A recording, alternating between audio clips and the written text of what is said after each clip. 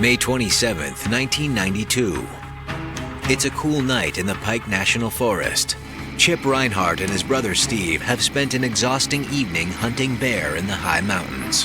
Hell, it felt like a waste of time. It was a waste of time. Empty-handed, they're driving down a steep mountain pass called Old Stage Road.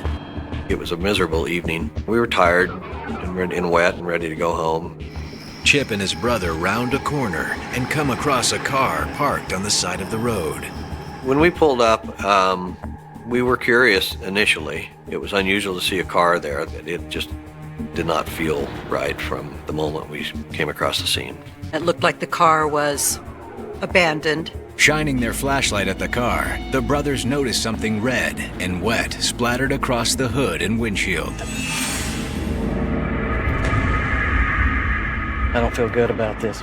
When we saw the blood around the scene, the hair did stand up on our necks because obviously it was something bad had happened there. And whatever happened had to have happened very recently. The brothers can't tell if anyone's inside or lurking nearby, and they don't want to stick around to find out.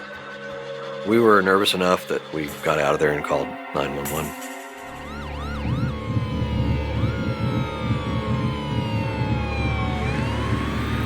Minutes later, a patrol officer arrives. He approaches the car and quickly determines nobody is inside. But outside is a different story. There was a blood trail leading from the driver's side of the vehicle to the south over the guardrail. The trail continues down to the mouth of a drainage tunnel. There was this 90-some foot drainage culvert that ran under the road, and actually the blood trail traveled further into the culvert. Shining his flashlight into the darkness, the officer spots something lying deep inside.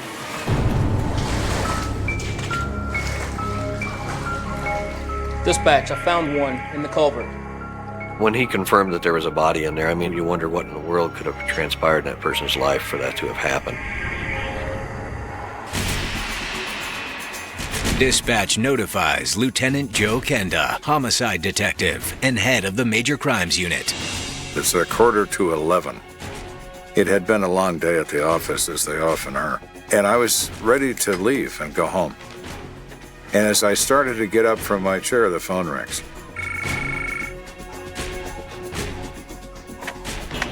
It's Kenda. And your first thought is, well, I guess I'm not going home, am I? It's time to go back to work.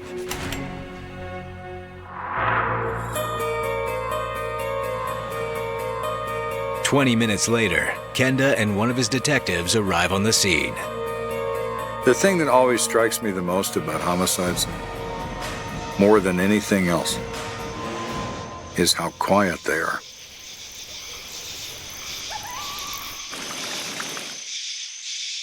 Because there's nothing alive in here. There's a lot of blood on the hood and the windshield. And where's the body? It's in the culvert, sir.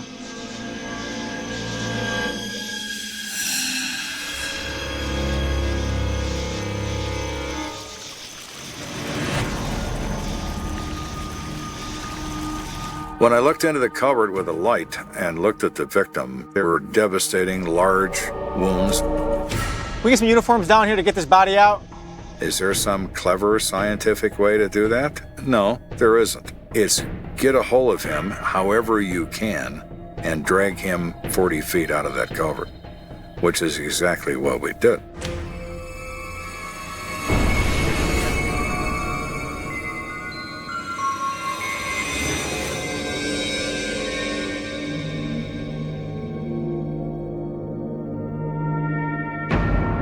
Once the body is removed from the culvert, the cause of death is painfully clear. It was obvious to me this was done with a shotgun. The victim had a major injury to his right hand, to where he lost a large portion of that hand. The one whose hand looks defensive. He also had been shot in the upper abdomen area with, we once again believe it was bird shot from a shotgun. Help me roll him over. When they roll the victim over, Kenda discovers a third gunshot wound. His left leg is severely damaged by shotgun fire to the point of almost amputation. It's like that wind severed his femoral artery. Probably bled out. The average adult can withstand about 1 minute and 20 seconds of that level of bleeding before you die from loss of blood. I got a lot. There was plenty of cash. Wasn't a robbery. The wallet also contains an ID. Ronald Whitlow. Ronald Eugene Whitlow, and he is 31 years old. The photo on the license was very consistent with the appearance of the party that we had at the scene, so we were fairly confident we were dealing with the victim identified as Ron Whitlow. But how did Ron Whitlow end up dead in the middle of nowhere? To answer that question, Kenda turns his attention to the abandoned vehicle. Around the car, you see 2 expended shotgun shells. And then that makes sense. The expended casings we see are 20 gauge, more than enough to cause enormous damage to a human body. The car's exterior is splattered with blood, but the interior appears to be clean.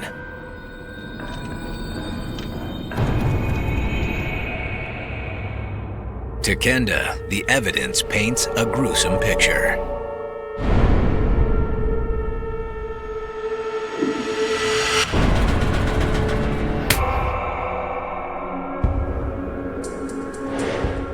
Our man is outside the car when he's shot the first time, throwing blood and some human tissue onto the car itself, and also blood on the ground. He then moves to get away from who's shooting at him when he's shot a second time. He continues to run and crawls some 40-odd feet into a culvert to escape. When Kenda's team runs the car's tags, they come back with a lead. Lieutenant, it comes back to a Ron Whitlow. Our victim. Yes. Kenda expected that the car would turn out to be Ron's. What's surprising is that Ron reported it stolen just 1 day earlier. Now this changes everything. If he reported this car stolen, how does he now have it back? Or did he have it back? How did this car come to be here if it was stolen from the man who's now been shot to death? This is an enormous complication. This is the first thing we have to resolve. According to the police report, Ron Whitlow stated that a friend of his had borrowed the car, but never returned it. Yeah, who do I need to speak to about reporting a stolen vehicle? I can help you. Need to see some ID, please. There you are, sir. When did this happen? It happened last night. I loaned it out to a friend. Ron Whitlow reported it stolen on Tuesday morning after he had loaned it to a friend of his he identified as Brian Signor. The report says he had another friend whose name is Barbara Wilson, and she was with him when Brian borrowed the car. And he was supposed to bring it back, but he never brought it back. How long did he say he was going to keep the car? He's supposed to have it back to me already. Now I can't get a hold of him. I don't know where it's at. I don't know what's going on. Could this be the motive for this crime? Of course it could. But we have no way of knowing that at this point. We need to learn more about these people. Kenda has his team run background checks on Brian Signor and Barbara Wilson. It turns out that Brian, Barbara, and the victim all live in the same complex. Graham, can you get information from her, please? Thank you. Everybody is at this same address. So that's where we need to begin first.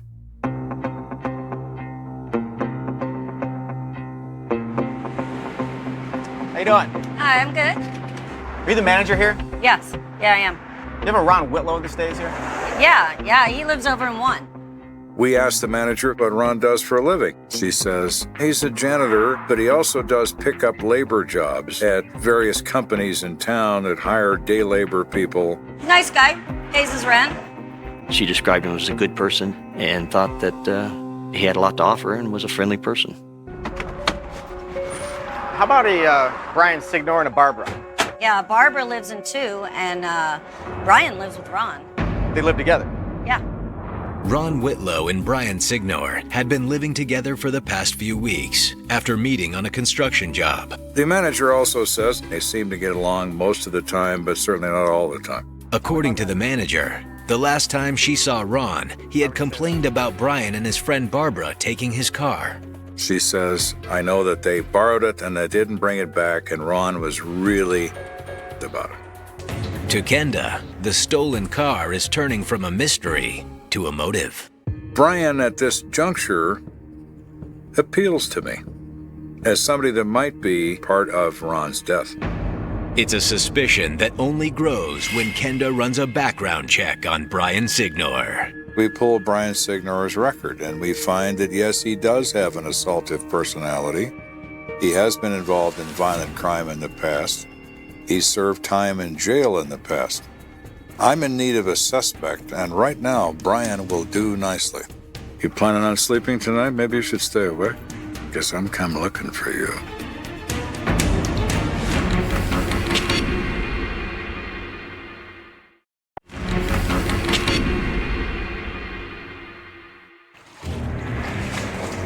Colorado Springs police found 30-year-old Ron Whitlow in a culvert beneath a remote mountain road with a trail of blood leading up to Ron's abandoned car. The vehicle presents Lt.Joe Kenda with a baffling clue. That this car was reported stolen by our victim. How does he now have it back? The day before he died, Ron told police he had lent his car to his roommate, Brian Signor, and their neighbor, Barbara Wilson. But Brian never returned the car. I'm thinking that this stolen car has got something to do with this murder. Brian might be part of this, and might be part of Ron's death. When Kenda knocks on the door of the apartment Brian and Ron shared, there's no answer. So he moves on to Barbara Wilson's place. We, of course, knock on Barbara's door. Nobody's there.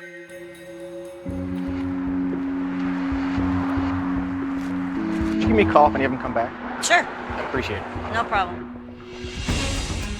With Brian and Barbara nowhere to be found, Kenda prepares to notify Ron's next of kin. It's a grim task, but one that can serve an important purpose.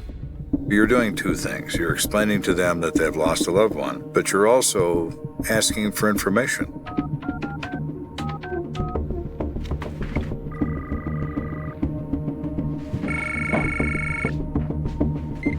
Hello?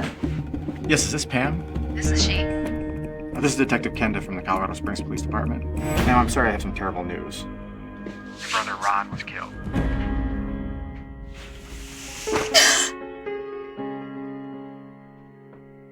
How do you react when somebody you love dies, you know? I mean, it's not like it wasn't always a worry, but it still hurts. I cried. Pam is clearly devastated by the news of her brother's death, but it's important for Kenda to glean as much information as he can. I know this is very difficult, but can you tell me a little bit about Ron? Ron loved everybody. Everybody was his friend, no matter what. He just opened his heart to everybody and his home. Ron Whitlow and his 5 siblings grew up in Santa Rosa and Dinuba, California. Their upbringing was far from ideal. We had a real dysfunctional family. I was the oldest, and he was only 2 years younger than I was. I was not able to protect him like I did my younger sisters and brothers, and so he got the physical abuse and a lot of wrath as well.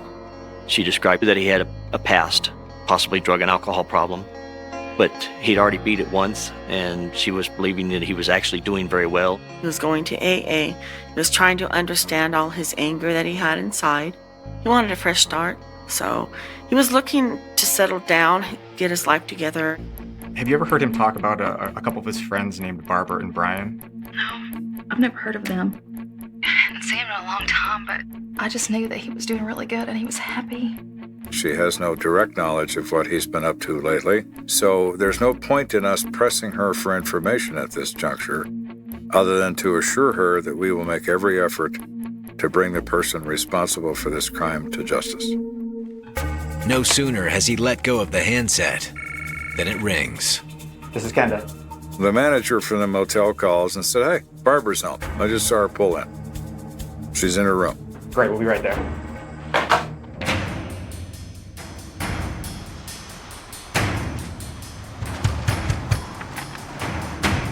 Barbara Wilson? Yes. I'm Detective Kenda. This is Detective Graham. Come on in. We explained to her why we're talking to her. Ma'am, you know Ron Whitlow? Yeah, he lives next door. Well, unfortunately, the reason why we're here is that Ron was murdered. Oh my God, what happened?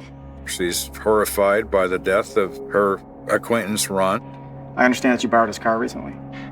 Yes, Brian offered to take me to get my license so I could work. She says, I'm a licensed practical nurse, but I don't have a Colorado license.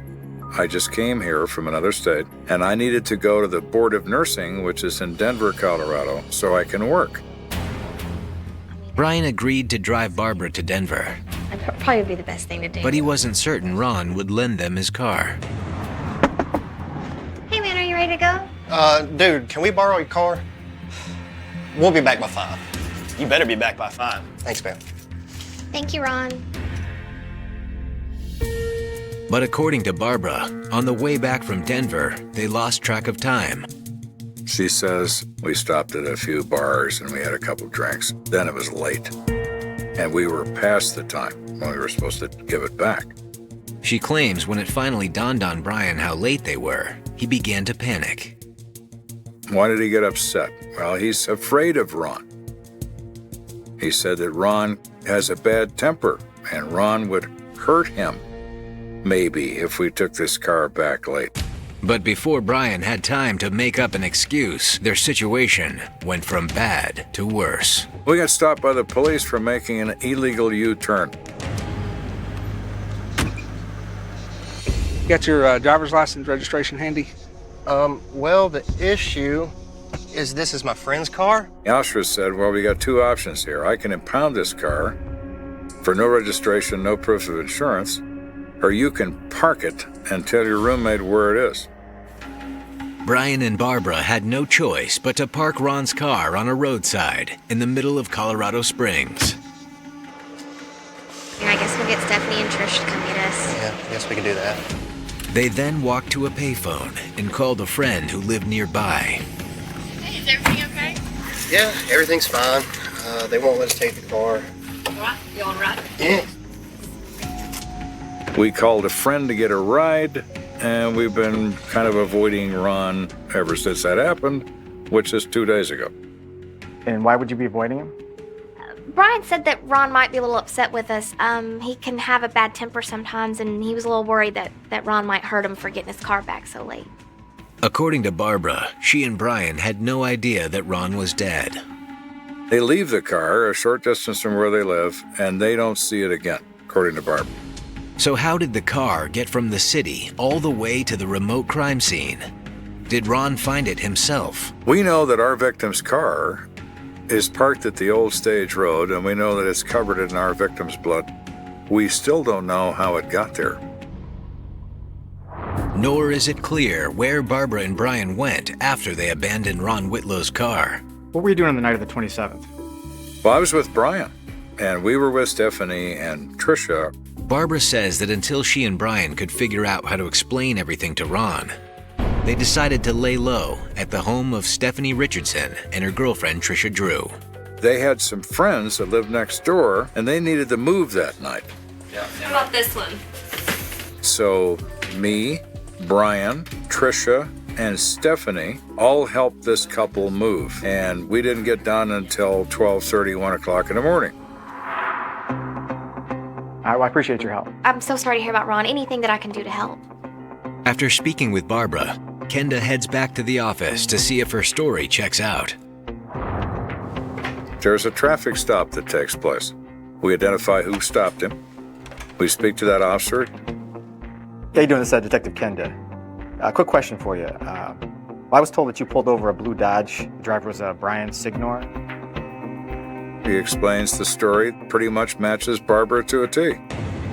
The traffic officer confirms Barbara and Brian left Ron Whitlow's car on the street. Now Kenda looks into the rest of their alibi. He starts with Stephanie Richardson and Tricia Drew. Come on in. Got a couple of ladies here to see you. Thank you. Stephanie and Tricia. I'm Detective Kenda, Detective Graham.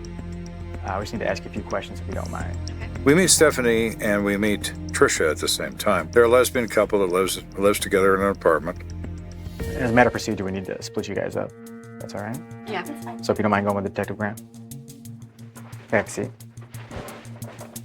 Can you tell me what you were doing on the night of May 27th? Yeah, me and Stephanie were helping some neighbors move.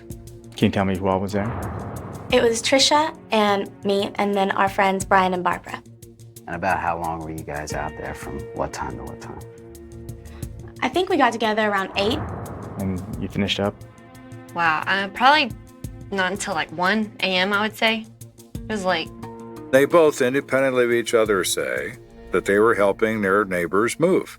Stephanie and Trisha's statements seem to corroborate Brian and Barbara's alibi.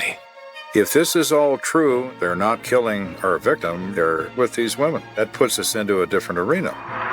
Just like that, Lieutenant Kenda has gone from having 2 potential murder suspects to having none at all. Homicide investigation is a series of highs and lows. You get very high and then you get very low when things aren't working, and right now things aren't. It won't be long before the investigation reaches new heights. Only this time, it will take Kenda in a completely unexpected direction.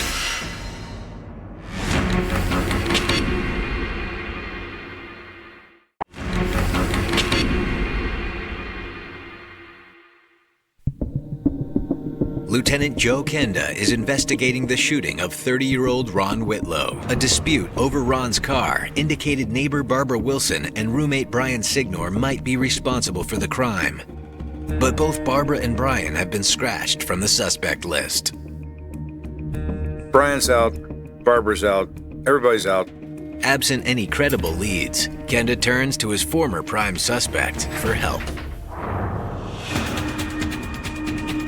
We go to where Brian is working. Brian?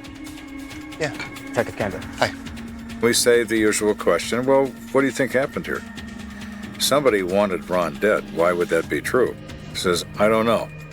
I saw some guys that Ron had some heated exchanges with verbally. Do you know why he was having these altercations? He owed a lot of guys money from buying drugs. So Ron was into drugs? Yeah. Brian comes forward with the specter of narcotics. He says, well, Ron used coke. You mean cocaine? Yeah. Brian explains that Ron had recently backslid and had begun abusing narcotics again. He also claims Ron bought most of his drugs on credit, but didn't always get around to paying for them.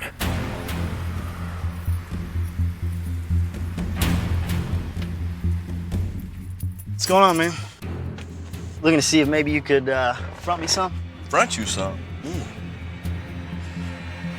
I tell you what, I'm gonna go ahead and give it to you, but by the end of the week, I need all of every bit of it. Oh yeah, man, you know I'm good for it. Thanks, bro.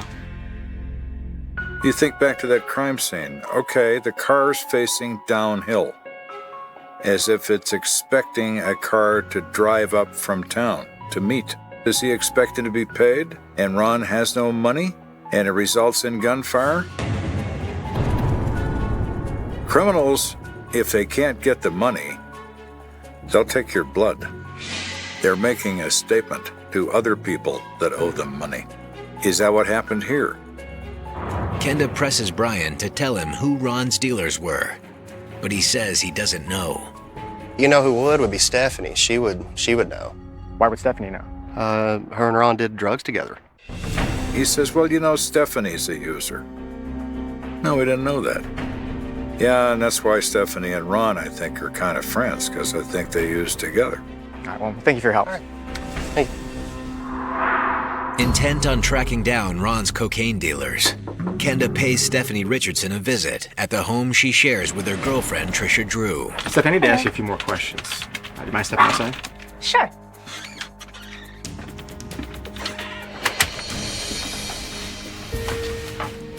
Stephanie, I need you to tell me about you and Ron doing drugs. I don't do drugs. Oh, I don't know anything about drugs. Into denial. I don't know if Ron does drugs, but I don't.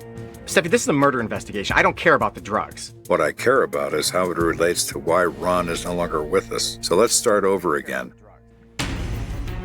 Stephanie starts to cry a little bit. Well, I have bought drugs with him before, really. How shocking. Stephanie admits that she and Ron used drugs together on multiple occasions in the past week.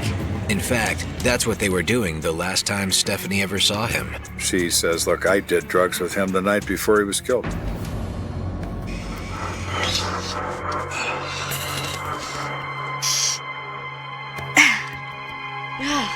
It's good, isn't it? You ever mention any of the names of the people he was getting them from? No, I've just driven him there. Stephanie says she always stayed in the car when Ron made a purchase. She insists she never got a good look at his suppliers. All right, thank you.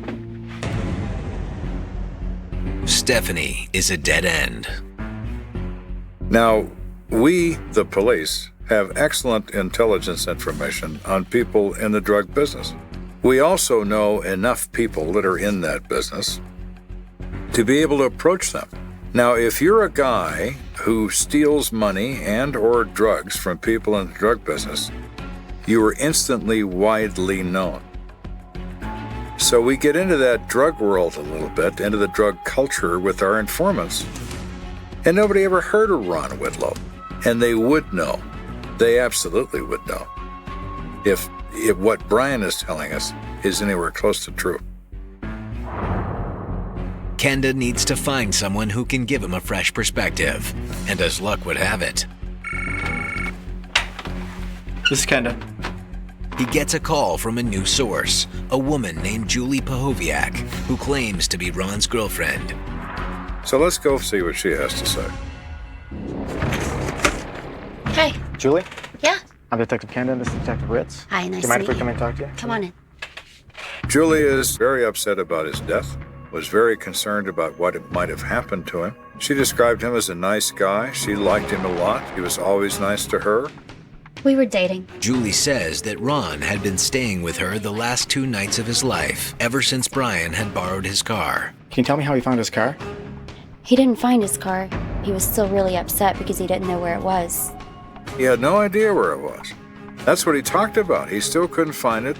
Ron was forced to rely on Julie for transportation, but Julie wasn't the only one lending him a helping hand. His friend Stephanie was helping him out too. Can you tell me the last time Stephanie was here? Wednesday? Which, as Kenda knows, was the night Ron Whitlow was killed. Are you positive it was on Wednesday? Yeah, it was Wednesday. Julie's information contradicts the story Stephanie told Lieutenant Kenda just hours earlier. Julie says Stephanie's with Ron the night he is murdered. What does Stephanie say? Stephanie says she didn't see him at all the night he's killed. And from 8 o'clock at night until 1 o'clock in the morning, she and all of her friends are helping the neighbors move. What's going on? Hey. Well, my, you lying little... Detectives haul Stephanie back down to the station where Kenda is waiting for her. Whenever you're talking to an individual that you know is lying to you, then it's a process of ratcheting up the pressure. You want her to become distressed. Stephanie, I don't like when people lie to me. In fact, it really me off. I haven't lied about anything. At first, Stephanie denies the accusation. This isn't a game. You said you didn't see Ron at all that night. I didn't. We have a witness that saw you pick him up at 8:45. You could see in her demeanor where she became very withdrawn, scared, almost like building her own little wall to try to keep us out. That's when Kenda goes in for the kill. We tell her, Stephanie, we probably have enough to put a case together on just you. If you're not the person responsible for killing this guy, you better come across with who is. Kenda is bluffing, but it's a bluff that elicits the desired effect. She says, I will tell you the truth, but I want to talk to Trisha, my lover, first. What does that mean? I don't know. Kenda has a problem. Stephanie's girlfriend, Trisha Drew, might advise Stephanie to keep her mouth shut. But if Trisha's presence is comforting, it might encourage Stephanie to come clean. If he's going to pressure Stephanie to talk without Trisha being there, he's going to have to read her Miranda rights, which means taking her into custody. There's no way to predict what someone will do when you advise them of their rights. There's just no way to predict that. They could invoke, and if they do, your opportunity at some level of truth is gone forever.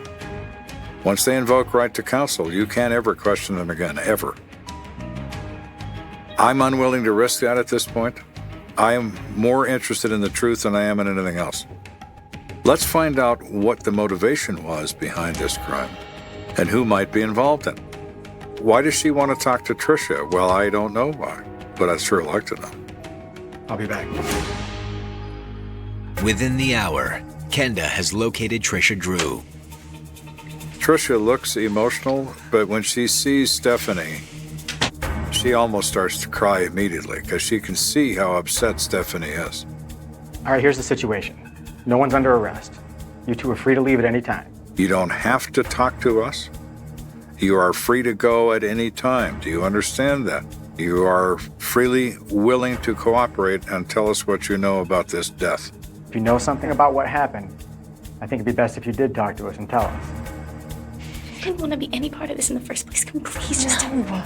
Stephanie tells Tricia she had always known that sooner or later they'd get caught.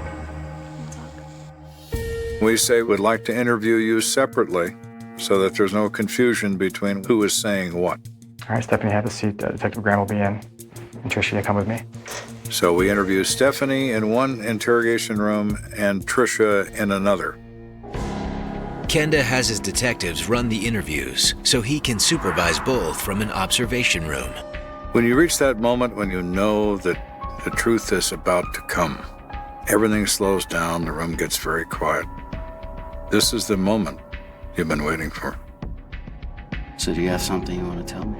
Stephanie says it all began 2 weeks ago when she was partying with Ron and his roommate Brian Signor at the apartment where they lived.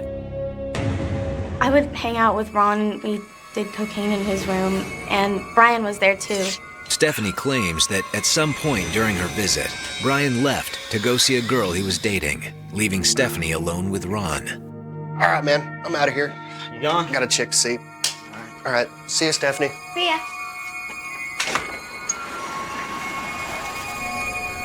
How you doing? Good. Yeah. When he left, it was fine. I didn't think anything of it. But then he started coming on to me. Doing good?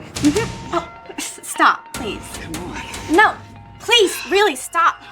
Ron started raping me, and he did it at knife point.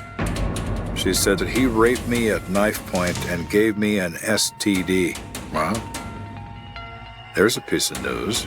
Kenda is floored by Stephanie's revelation. Instead of car theft, is it possible the motive for Ron Whitlow's murder is actually revenge? It was sitting back in amazement and saying, wow, this is a lot more involved than we thought, wasn't it?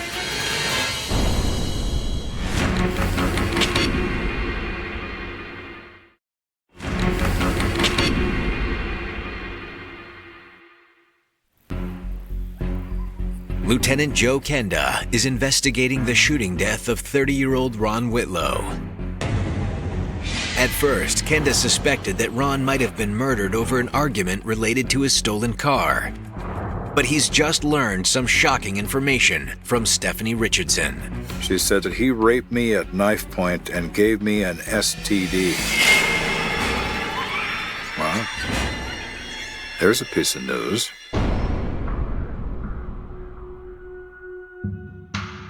The next day felt horrible. Stephanie said that she then felt compelled to tell Tricia what happened. I tried to push him away, and he wouldn't stop. He pulled out a knife, and he forced himself on me. I couldn't make him stop. What do you mean? Like, you're telling me that he raped you? Oh my God, what? She told Barbara, told Brian what had happened. And Tricia said we should call the police. But Barbara and Brian said, we're going to take care of this another way. What other way did you mean, Stephanie? We're going to kill him. Wow. From his observation room, Kenda listens as both Stephanie and Tricia explain how they met Barbara and Brian at a local bar, where they and their two friends strategically plotted to murder Ron Whitlow. I mean, how would we even do something like that? We've got his car. We know he wants it back. They decide they're going to go get it and they're going to drive it up to the old stage road. And Stephanie is going to bring Ron up there, telling Ron that she has found his car.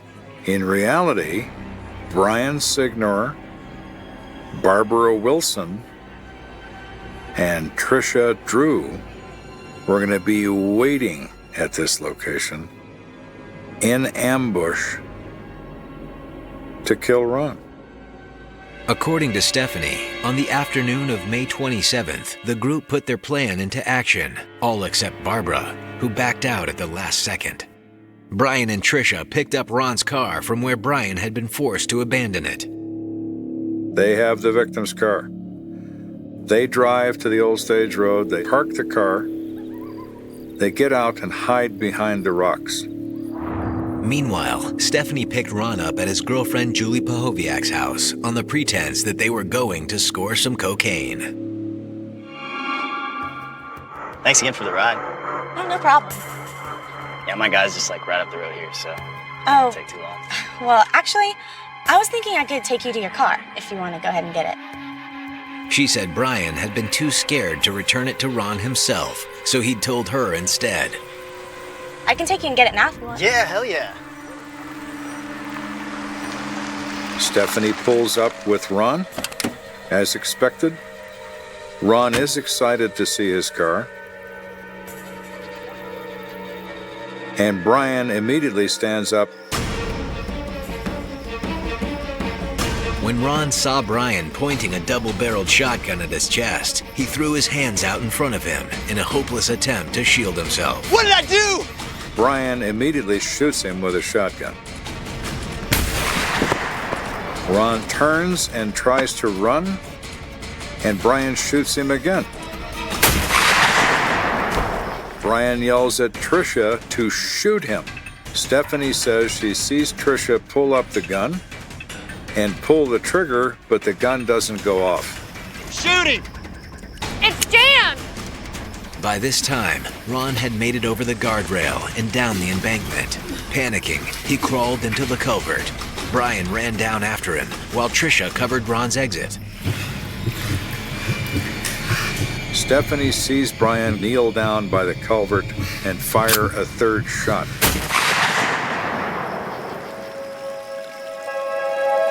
She says that then they come back up out of the ravine, Trish and Brian, and they get in her truck. It's a horrifying dual confession, and for Kenda, a stunning one. For them to come out with that was an absolute shock to us. We know that Brian did not conspire alone to kill this individual, but 4 people did. 3 women and a man. To kill Ron, supposedly over a sexual assault. It wasn't the kind of thing that was a spur of the moment. These are people who had really thought this out and really made their plans that they were going to take care of this guy. Following Stephanie and Tricia's statements, Kenda sends his men out to arrest Brian and Barbara. We found Brian at his motel room, and we found Barbara at her motel room. Neither one wanted to make a statement and invoked their right to remain silent. As for Stephanie and Tricia, Kenda has no choice but to let them go, at least for now. We certainly didn't know they were going to self-incriminate. But we made a deal, and we stuck to it. You may go. We'll be in touch with you when we discuss this with the district attorney. And we released them. Brian Signor is charged with first-degree murder. Barbara Wilson is charged with conspiracy to commit murder. We ultimately charged Tricia and Stephanie with first-degree murder and conspiracy to commit sex. What we do is get all our ducks in a row so when we make the arrest, we're ready to go to court. Because you have a certain amount of time between the arrest and getting it into court under speedy trial or whatever. And we want to make sure we're not running and jumping trying to answer questions we should have answered beforehand, before making the arrest. So in this particular case, the arrest was made when we felt that we had all the information that we really needed to ensure a successful prosecution of both Tricia and Stephanie for the crime. They had resigned themselves to this. I think they resigned themselves to it before they ever made a statement. They couldn't live under the pressure. The pressure had to go away. Barbara Wilson pleads guilty and is sentenced to 14 years. Trisha Drew and Stephanie Richardson also plead guilty and are both sentenced to 16 years. Brian Signar, the only one who didn't confess and was tried by a jury, is convicted of conspiracy to commit murder and accessory to murder. He is sentenced to 24 years. In the end, no one knows for certain if there is any truth to the rape allegations Stephanie Richardson made against Ron Whitlow. We said to her, "You said he raped you at knife point, and this is the motivation for this crime." "Yes." "So, I gotta ask you, Stephanie, you're hanging out with this guy. You are with him on several occasions after he supposedly raped you at knife point. Why would you be around him alone if he had forced himself upon you?" She couldn't explain that. Of course she couldn't. If you're the victim of a violent crime, are you going to go over to the offender's house and make him breakfast the next morning? No, you're not. You're going to call the police. You're going to go buy a gun. You're going to do something. But you're not just going to hang out, which is what she was doing. Which is why I never believed that a sexual assault ever took place. I think sex took place, but not a sexual assault. To this day, Ron Whitlow's family believes the rape allegations are untrue. The phone rang just after dawn, a thin, metallic sound cutting through a quiet California morning, and by the time the receiver was lifted, nothing in this town would ever feel ordinary again, because somewhere between the fog lifting off the asphalt and the sun touching the roofs of identical houses, a secret that had been buried since 2002 was beginning to claw its way back to the surface, and no one yet knew how far the shockwaves would travel. The street looked harmless then, pale sidewalks, trimmed lawns, sprinklers ticking like clocks counting down to something no one wanted to face. But behind one front door sat an empty room that had stayed frozen in time for years. A bed never slept in again. A calendar still turned to a date that meant nothing to the world and everything to one family. California, 2002, the year everyone remembers for other headlines, other fears, other crimes, while this one slipped quietly into the background, labeled and filed away with a word that sounded almost polite: missing. She vanished without spectacle, no explosion, no screaming neighbors, no trail of blood leading down the driveway, just absence, sudden and complete, the kind that makes you doubt your own memory, the kind that makes investigators walk the same stretch of pavement again and again, hoping the ground will confess something it refused to say the day before. The house was locked, the car still there, the purse sitting where it always sat, as if she had stepped out for air and forgotten to come back, and the first officers on scene felt that familiar chill, the one that comes when a place feels too neat, too calm, like a stage after the actors have fled. They asked the neighbors what they had heard, what they had seen, and got the same answers on repeat: nothing unusual, nothing strange, nothing worth writing down, and yet every nothing felt heavier than the last. The victim was ordinary in the way that makes a crime harder to solve: a routine job, a small circle of friends, a life built on habits so predictable that when one of them broke, it broke loudly, even if no one could say exactly when or how. She was known for being on time, for calling back, for leaving notes, for never disappearing without explanation, and when hours turned into a full night, and then into a second day, the fear hardened into certainty. Posters went up fast, photocopied smiles taped to grocery store windows and telephone poles, her eyes staring out over parking lots and intersections, silently asking for help from people who would glance and keep walking. The local news picked it up briefly, a short segment squeezed between weather and sports: a missing woman, last seen at home, police investigating, tips welcome, and then the cameras moved on, as cameras always do. Inside the station, the case began to swell, boxes filled with reports, interview transcripts, maps with circles drawn in red marker, names underlined, crossed out, written again, and the detectives assigned to it felt the pressure settle onto their shoulders, the unspoken understanding that time was already working against them. They traced her last known movements, checked phone records, knocked on doors at odd hours, asked uncomfortable questions, and listened to the same stories told in slightly different ways, each variation opening a crack of doubt. A co-worker mentioned a recent argument. A friend remembered a strange call. A neighbor thought they heard a car late at night, but couldn't be sure. Every detail mattered, and yet none of them seemed to lead anywhere solid, like trying to grab smoke with bare hands. Then came the first real jolt, a discovery that shifted the tone from concern to dread. A personal item found miles away, not discarded carelessly but placed, almost deliberately, where someone would eventually see it. It was enough to ignite panic, enough to turn speculation into fear, enough to convince everyone involved that this was no voluntary disappearance, no misunderstanding, no simple explanation waiting around the corner. Search teams fanned out across dry hills and wooded patches, dogs pulling at leashes, helicopters chopping the air overhead, while families gathered behind police tape, watching, hoping, bracing themselves for news they weren't sure they could survive. Days passed like this, heavy and exhausting, and then the searches slowed, scaled back, reduced to a smaller circle of committed officers and volunteers who refused to let go. As weeks bled into months, the case changed shape, becoming something colder, something harder to hold on to, a file with a number instead of a name, a set of unanswered questions that new crimes kept pushing further down the list. Leads dried up. Witnesses moved away. Memories blurred. The investigation stalled, not with a dramatic announcement, but with a quiet shift, fewer meetings, fewer updates, fewer reasons to believe that tomorrow would be different from today. The word, cold, crept into conversations, first as a warning, then as a diagnosis, and finally as a label stamped onto the folder and slid onto a shelf with so many others like it. But the town didn't forget, not really.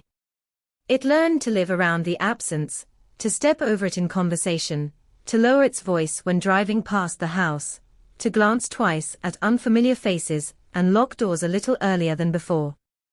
Anniversaries came and went, each one reopening wounds that never fully closed, each one bringing a brief surge of attention, a new article, a fresh plea for information, followed by the same familiar silence. Her family aged in public, grief etched deeper into their faces with every passing year, their hope thinning, but never entirely breaking, because giving up felt like another kind of loss. Inside the department, the case sat dormant, but not dead, revisited occasionally by detectives who weren't there in 2002, who flipped through the yellowing pages and wondered what their predecessors had missed, what detail might glow under a modern light. Technology changed. Methods evolved. DNA databases expanded. What once seemed impossible slowly edged into the realm of the plausible, and with each advancement came a quiet question: what if the answer was here all along, waiting for the right moment to be seen? Still, years passed without movement, the case becoming a cautionary tale whispered to rookies, an example of how quickly a trail can vanish. Then, without warning, something shifted. A name resurfaced, pulled from the past by a new process, a new comparison, a new way of reading old evidence. It wasn't a breakthrough yet, not officially, just a flicker, a possibility that sent a ripple through the unit and made seasoned investigators sit up a little straighter in their chairs. Files were reopened. Evidence was re-examined. Old interviews were replayed, every pause and hesitation scrutinized as if they were happening in real time. People who thought they had been forgotten received unexpected visits, their lives disrupted by questions they hoped they would never have to answer again. The community felt it too, a low hum of anticipation spreading quietly, rumors slipping through coffee shops and online forums, speculation rising with every unmarked car spotted on familiar streets. For some, it was a source of hope, the idea that closure might finally be within reach. For others, it was fear, the realization that whatever had happened back then was not as buried as they believed. The past, it seemed, was knocking, and it wasn't asking politely to be let in. As investigators pushed forward, the case revealed its true weight, not just as a crime, but as a mirror held up to everyone involved, reflecting years of missed chances, of human error, of the fragile line between justice delayed and justice denied. Each step forward threatened to unravel lives built in the long shadow of that disappearance, and the closer they got, the clearer it became that solving this case would not bring simple relief. It would bring reckoning. And somewhere, in a quiet room filled with old boxes and the soft buzz of fluorescent lights, a detective stared at a piece of evidence that had been handled dozens of times before, now suddenly charged with new meaning, and felt the unmistakable sensation that the story of California 2002 was not over, that it had merely been waiting, patient and relentless, for the moment when it could finally speak. By the time the evidence room lights flickered on that morning, the air already felt different, charged with the kind of tension that settles in when something long dormant starts to move, and the detectives working the reopened file could feel it in their bones. That subtle pressure behind the eyes that says this is no longer just paperwork. This is history waking up. Boxes were pulled from shelves, their cardboard edges soft from age, labels written by hands that had long since retired or moved on, and as they were opened, the smell of old paper and sealed plastic filled the room, carrying with it echoes of interviews, arguments, and half-formed theories that never quite made it to daylight. Every report was reread, every photograph re-examined, not as artifacts of a failed past, but as living pieces of a puzzle that might finally be ready to lock into place. The first thing they noticed was what wasn't there, the gaps so obvious now that it was impossible to believe they had gone unnoticed for so long, a missing follow-up here, an untested sample there, a name mentioned once and never again, as if someone had turned the page too quickly and never thought to look back. In 2002, resources were thinner, databases smaller, priorities different, and what seemed like a dead end back then now glowed with potential under modern scrutiny. A single fiber, once dismissed as contamination, was bagged and logged again. A partial print, too smudged to be useful 2 decades earlier, was scanned into software that didn't exist when the case first went cold. Each small action felt like tapping on the surface of ice, listening for cracks. As the forensic work quietly resumed, detectives returned to the streets, to the people who remembered just enough to be dangerous, memories sharpened by time and reshaped by years of speculation. Doors opened reluctantly. Some faces registered surprise, others irritation, and a few flashed with something closer to fear before settling back into carefully neutral expressions. They asked the same questions, but differently this time, slower, more deliberate, letting silence do some of the work, watching body language as closely as words. Stories that had once sounded solid now wavered at the edges, timelines shifted by minutes or hours, details added or removed, and in those inconsistencies, the investigators sensed movement, not proof yet, but motion. One name in particular began to surface more often than chance would allow, always at the periphery, never at the center, a supporting character, who had somehow avoided the spotlight when it mattered most. In 2002, he was cooperative, helpful even, offering information freely, answering questions without hesitation, the kind of person police are trained to trust, because he appears to have nothing to hide. He placed himself nearby, but not too nearby, involved but not implicated, present but forgettable, and when the case stalled, his name slipped quietly back into the crowd. Now, reading those old transcripts with fresh eyes, detectives noticed the careful phrasing, the way he spoke in broad strokes when specifics were requested, the subtle deflections masked as helpful anecdotes. They didn't rush it. Rushing had failed before. Instead, they built slowly, mapping his movements against newly digitized records, cross-referencing cell tower data that once seemed too crude to be useful, comparing statements given years apart, noting what stayed the same and what shifted just enough to raise an eyebrow. It wasn't enough to accuse, not yet, but it was enough to justify a deeper look, enough to reopen doors that had been politely closed for nearly 20 years. When they paid him a visit, he greeted them with the same practiced calm, the same measured smile, but this time, the questions cut closer, and the room felt smaller. Outside the station, whispers grew louder. Someone had seen detectives at an old address. Someone else claimed to know that a suspect had been identified. Online forums lit up with theories, some wild, some uncomfortably close to the truth, and the community found itself caught between hope and dread, the excitement of a mystery nearing resolution tempered by the fear of what that resolution might reveal. For the victim's family, the renewed attention reopened everything, grief and anger colliding with a cautious optimism they were almost afraid to touch. They had lived with unanswered questions for so long that certainty, even painful certainty, felt like a risk. As the investigation tightened, pressure mounted from unexpected directions. Old decisions were questioned. Retired officers were called back in to explain choices made under very different circumstances. Why wasn't this lead followed? Why was that evidence never tested? Each answer painted a picture of a system strained by time, resources, and the relentless demand to move on to the next crisis. It wasn't negligence so much as inevitability, but inevitability offered little comfort now that the cost of those choices was coming due. The case had outlived careers, reputations, even relationships, and its return threatened to expose cracks that had been carefully plastered over.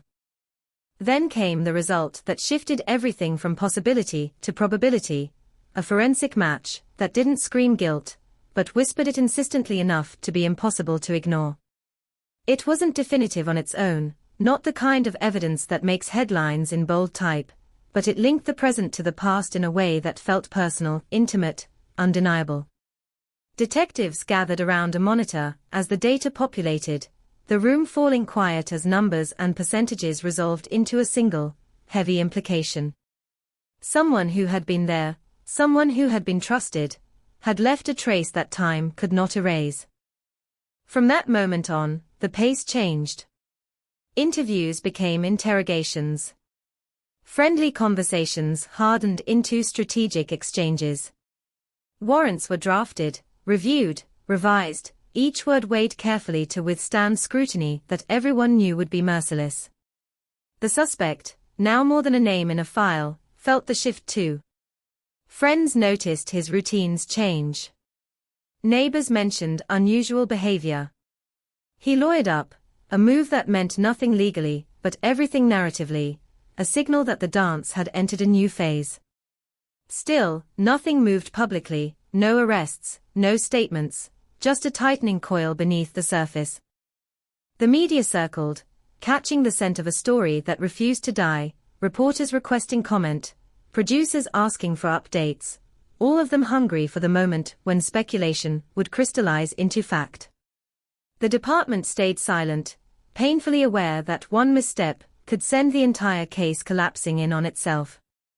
Behind closed doors, debates raged about strategy, about timing, about whether the evidence was strong enough, or whether one more piece was needed to tip the balance from suspicion to certainty.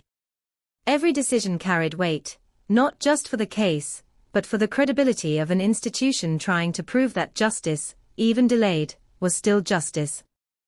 Late nights became routine. Detectives replayed old audio, the voices of witnesses crackling through outdated recording equipment, searching for emphasis, for emotion, for anything that might have been overlooked. They studied photographs until they could see them with their eyes closed, the angles of rooms, the placement of objects, the subtle signs of disturbance that once seemed meaningless. Patterns emerged slowly, not in grand revelations, but in quiet alignments, details snapping together with a soft, but unmistakable click. The story of what might have happened that night in 2002 began to take shape, tentative and fragile, but increasingly coherent. And yet, for all the progress, the case resisted closure. Key questions remained unanswered. Motive hovered just out of reach, hinted at but never fully articulated. The suspect's version of events, when he offered one at all, shifted just enough to stay plausible, a moving target that frustrated and fascinated in equal measure. The truth, it seemed, was still holding something back, guarding its final secret with the same stubborn silence that had defined the case from the beginning. Each step forward illuminated new shadows, reminding everyone involved that solving a crime isn't just about finding answers, it's about surviving what those answers demand. As dawn broke over the city once again, casting long shadows across familiar streets, the investigators knew they were closer than they had ever been, standing at the edge of a revelation that could finally end years of speculation and pain. But they also knew that crossing that edge would change everything, for the victim's family, for the suspect, for the community that had learned to live with uncertainty as a constant companion. The cold case was no longer cold, but it wasn't solved yet either, and in that narrow, dangerous space between knowing and proving, the real battle was just beginning. The deeper they went, the heavier the silence became, not the absence of sound but the kind that presses against the chest, the kind that tells you something is being held back, deliberately, carefully, for reasons no one wants to say out loud. The suspect's name now sat at the center of the board, no longer circled in pencil, but marked in thick ink, lines radiating outward to dates, places, conversations, fragments of a life that suddenly looked far less ordinary than it once did. Every connection felt loaded, every coincidence suspect, and the investigators could feel the case tightening around them, narrowing from a wide field of uncertainty into a corridor with walls closing in. They went back to the night she vanished, reconstructing it minute by minute, not as it was reported, but as it might have actually unfolded, stripping away assumptions and replacing them with questions. Who knew she would be alone that evening? Who had reason to be there without raising alarm? Who understood her routines well enough to exploit them? The answers didn't come cleanly. Instead, they surfaced in layers, revealed through inconsistencies that only became visible when old statements were laid side by side with new ones. A time rounded up here, a detail omitted there, a casual remark that now read like a quiet admission when placed in the right context. The suspect's alibi, once accepted without much resistance, began to fray under closer inspection. In 2002, it had sounded reasonable, supported by people who had no reason to lie, but time has a way of loosening loyalties, and when detectives returned to those same witnesses, they found hesitation where there had once been certainty. Some admitted they hadn't been sure even back then. Others confessed they had filled in gaps with assumptions, eager to be helpful, unaware that those assumptions would harden into facts in an official report. One person paused too long before answering a simple question, then corrected themselves in a way that felt rehearsed, and the room went very still. At the same time, forensic results continued to trickle in, each one a small jolt to the system. Nothing dramatic, no single piece screaming guilt, but a growing chorus of maybes and likeless that, taken together, painted an increasingly uncomfortable picture. Traces found where they shouldn't be. Absences where something should have been. Patterns consistent with struggle, with movement, with intent. The science didn't tell a story on its own, but it whispered clues that aligned too neatly with the evolving theory to ignore. It was enough to justify escalation. Surveillance began quietly, cautiously, the kind designed not to be noticed. The suspect's routines were mapped, his habits catalogued, his interactions observed from a distance that felt both professional and invasive. He lived an unremarkable life now, or so it appeared, steady work, predictable schedule, a reputation that leaned more toward boring than dangerous. And yet, under that surface normalcy, detectives sensed strain. He checked mirrors more often. He lingered when strangers passed. He asked neighbors casual questions that sounded too much like fishing for information. Paranoia, maybe, or maybe simply the instinct of someone who knows the past is catching up. When they finally brought him in for another interview, the tone was different from the start. No small talk. No easing into it. The room was colder, the questions sharper, the pauses longer. He noticed. His posture stiffened, his answers shortened, and the easy confidence he once displayed gave way to something tighter, more controlled. He denied nothing outright, but he confirmed very little, choosing his words with a care that suggested rehearsal rather than recollection. When confronted with discrepancies, he smiled thinly and attributed them to memory, to stress, to the unreliability of human recall after so many years. It was a reasonable defense, and it infuriated the people across the table. They pushed harder, sliding documents across the table, letting him see pieces of the puzzle without revealing the whole picture. His eyes flicked to specific pages too quickly, lingered on certain names just a beat too long. When asked about his relationship with the victim, he described it as casual, friendly, unremarkable, yet the records suggested a level of contact that contradicted that image.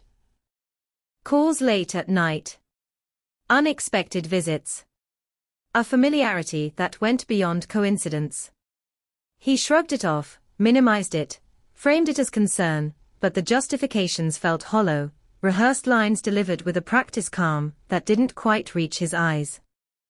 Outside the interview room, the debate intensified. Some investigators felt they were close, that the weight of circumstantial evidence was nearing critical mass. Others warned against overconfidence, against forcing a narrative to fit incomplete facts. This was a case that had already suffered from assumptions once, and no one wanted to repeat that mistake under the glare of modern scrutiny. The district attorney's office demanded airtight logic, evidence that could survive not just a trial, but the inevitable public autopsy that would follow. A cold case solved after decades carries its own burden of proof, and everyone involved knew that anything less than certainty would be torn apart. Meanwhile, the community watched from the sidelines, restless and divided. Old friendships strained under the pressure of suspicion. People revisited their memories, replaying moments they had dismissed years ago, wondering what they might have missed, what they might have ignored to keep their lives simple. Some rallied around the suspect, insisting on his innocence, pointing to his past cooperation, his apparent normalcy. Others whispered that they had always felt something was off, that they had sensed danger and said nothing. The truth, as always, lived somewhere in between, obscured by fear, loyalty, and the desire to believe that monsters look different from us. The victim's family remained at the center of the storm, pulled between hope and exhaustion. Each update reignited pain they had learned to manage, but never escape. They attended meetings, listened to explanations, nodded through technical details that felt both vital and surreal.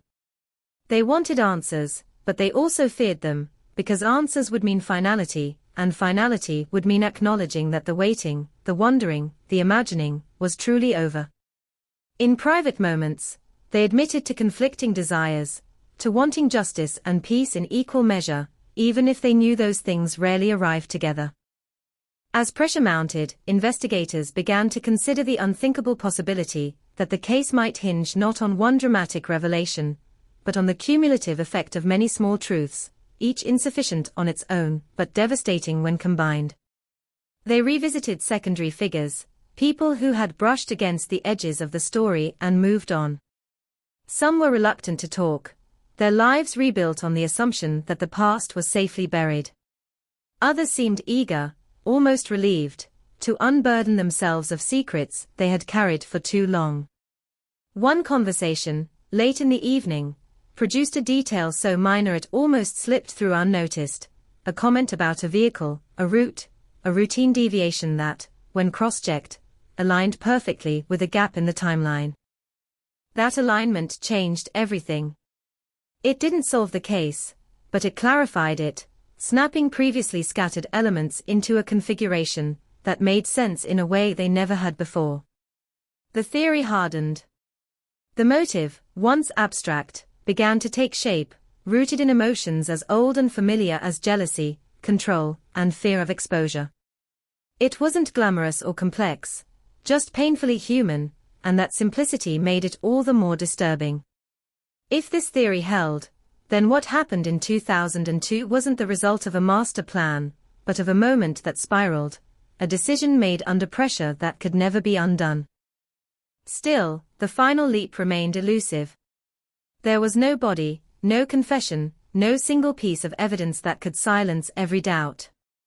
The law demands more than suspicion, more than probability, and as the investigators weighed their options, they felt the familiar frustration of a case that refuses to fit neatly into the boxes provided for it.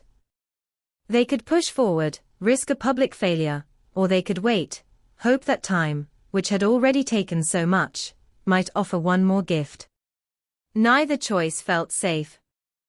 As nights grew longer and tempers shorter, the case consumed those working it, bleeding into their dreams, their conversations, their sense of balance. It was no longer just about solving a crime. It was about proving that patience and persistence could triumph over silence and decay. Each morning brought the same question: was today the day it would finally break? Or would it retreat once more into the shadows, leaving everyone to wonder how close they had really been? Somewhere between those questions, the truth hovered, just out of reach, waiting for the smallest nudge to tip it into the open. And as the investigators stood poised on that edge, they could feel it, the unmistakable tension of a story nearing its turning point, the sense that the past was about to collide with the present in a way that would leave no one untouched. The turning point didn't arrive with sirens or a shouted confession, it arrived quietly, the way most irreversible things do, disguised as routine, hidden inside a process that had been repeated so many times it almost felt mechanical. A subpoena approved. A warrant signed. A sealed envelope opened under fluorescent light. The machinery of the system grinding forward with slow, deliberate force, indifferent to the lives caught in its gears. What changed was not the noise, but the direction. From that moment on, every step moved inward, closer to the core of what happened in 2002, closer to a truth that had spent years compressing under its own weight. They started with the digital ghosts, data that had once been too fragmented to matter now reassembled into something coherent. Old phone records, incomplete at the time, were reconstructed through backups and third-party logs, revealing patterns no one had been able to see before. Calls that clustered around specific dates. Messages that stopped abruptly. Gaps that coincided too neatly with key moments in the timeline. None of it proved anything on its own, but together it suggested intention, not randomness. A choreography of contact that contradicted the image of casual acquaintance the suspect had worked so hard to maintain. Financial records followed, another layer peeled back. Small transactions, insignificant in isolation, began to form a trail when viewed through the lens of motive. Cash withdrawals. Purchases that didn't match stated plans. A rental that was never mentioned in early interviews, explained away later as forgetfulness. Detectives traced movements through receipts and timestamps, reconstructing days that had been described as unremarkable and finding them anything but. The suspect's world, once flat and dull, gained depth and shadow as each detail found its place. At the same time, they turned their attention to the environment, the physical spaces that had framed the disappearance. The house. The street. The surrounding area that had been searched and searched again, each pass reinforcing the belief that there was nothing left to find. But landscapes change, and so do perspectives. With new technology and fresh eyes, areas once dismissed were reconsidered. Soil samples were taken. Ground-penetrating scans were run. Old aerial footage was compared to current images, revealing subtle alterations, disturbances that had blended into the background over time. It was painstaking work, slow and often discouraging, but it carried with it the faint promise that the ground itself might remember what people had tried to forget. The suspect felt the pressure building, even if he couldn't see its exact shape. Friends described him as distracted, irritable, prone to sudden silences that settled awkwardly over conversations. He checked his phone compulsively, flinched at unexpected knocks, asked questions that revealed more than they concealed. When investigators requested another interview, this time with counsel present, he agreed quickly, too quickly, as if refusal felt more dangerous than compliance. In the room, he appeared smaller somehow, the confidence of earlier encounters eroded by weeks of unspoken tension. This interview was different. The detectives didn't rush. They let the evidence speak in fragments, revealing just enough to unsettle, to suggest depth without showing the full drop. They watched his reactions closely, the tightening of his jaw, the flicker of recognition when certain details surfaced. When confronted with contradictions, he didn't argue them outright. Instead, he reframed, recast, adjusted his story by degrees so subtle they might have gone unnoticed if not for the meticulous record-keeping that now surrounded him. It was a strategy born of intelligence and desperation, and it convinced no one. Outside the interview room, the legal calculus grew more complex. Prosecutors weighed the strength of the case, the risks of moving too soon against the dangers of waiting too long. A case like this doesn't just go to trial, it becomes a referendum on the past, on every decision made since the day the victim vanished. Defense attorneys would dissect the investigation with surgical precision, highlighting early missteps, faded memories, lost evidence. The standard was unforgiving, and everyone involved knew that losing would be worse than not trying at all. Justice delayed could still be justice, but justice attempted and denied would leave scars that never healed. As weeks turned into months, the investigation reached a strange equilibrium, progress measured in inches rather than miles. Then came the call that shifted that balance, a tip from an unlikely source, someone who had stayed silent for years not out of malice but fear. The voice on the line was hesitant, the story fragmented, but within it was a detail that cut through the fog, a recollection of a conversation overheard long ago, a moment dismissed at the time as meaningless, but now glowing with significance. The detectives listened without interruption, letting the account unfold at its own pace, aware that pressing too hard could send it collapsing back into silence. That tip led to another interview, then another, a chain reaction of memory triggered by the realization that the case was no longer frozen in time. People began to talk, cautiously at first, then with growing urgency, as if a collective permission had been granted to revisit what had once felt too dangerous to touch. One witness recalled seeing a vehicle parked where it shouldn't have been. Another remembered an argument, voices raised, quickly hushed. Individually, the accounts were fragile, vulnerable to attack, but together they formed a chorus that echoed the investigators' theory with unsettling clarity. The theory itself evolved, refined by each new piece of information. What once looked like a mystery defined by absence now appeared shaped by presence, by someone who knew the victim well enough to anticipate her actions and exploit her trust. The timeline tightened. The window narrowed. The possibilities collapsed inward until only one scenario fit the available facts. It wasn't cinematic. There were no elaborate schemes, no mastermind plotting in the shadows. It was a convergence of emotion and opportunity, a moment where control slipped and consequences spiraled beyond recall.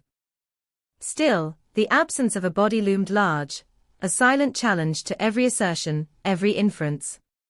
Without it, the story remained vulnerable, open to doubt, to alternative explanations that defense attorneys could spin with ease. The investigators felt that absence like a weight, an unanswered question pressing down on every meeting, every decision. They searched again, guided by new information, focusing on locations that had once seemed irrelevant. Each dig carried hope and dread in equal measure, the promise of answers shadowed by the knowledge of what those answers would mean. The media sensed a shift and leaned in hard, headlines speculating, commentators dissecting every leak, every rumor. The department maintained its silence, a wall built of necessity rather than secrecy, but silence in the modern world invites interpretation, and interpretation quickly hardens into belief. The community split along familiar lines, some convinced that justice was finally within reach, others warning against rushing to judgment, against rewriting the past to fit the present. Old wounds reopened as accusations flew, and the town found itself reliving a trauma it had never truly resolved. For the victim's family, the renewed intensity was both a lifeline and a burden. They were brought in for briefings, shown evidence, guided through possibilities that ranged from hopeful to devastating. Each piece of progress came with a cost, forcing them to imagine scenarios they had tried for years to keep at bay. They spoke publicly only when necessary, their words careful, measured, shaped by a desire not to jeopardize the case. In private, they wrestled with emotions that refused to settle, gratitude tangled with anger, anticipation with fear. Then, in the midst of it all, came a development no one had expected, a result from a test long considered a long shot, returned at last with implications too significant to ignore. It didn't answer every question, but it bridged a gap that had seemed unbridgeable, linking the suspect to a place and time he had insisted he never occupied. The room went quiet as the findings were reviewed, each person absorbing the weight of what it meant. This was not a conclusion, but it was a threshold, the point beyond which retreat would be impossible. Decisions followed quickly after that, plans set in motion with a precision born of long preparation. Warrants expanded. Timelines finalized. Statements drafted and redrafted.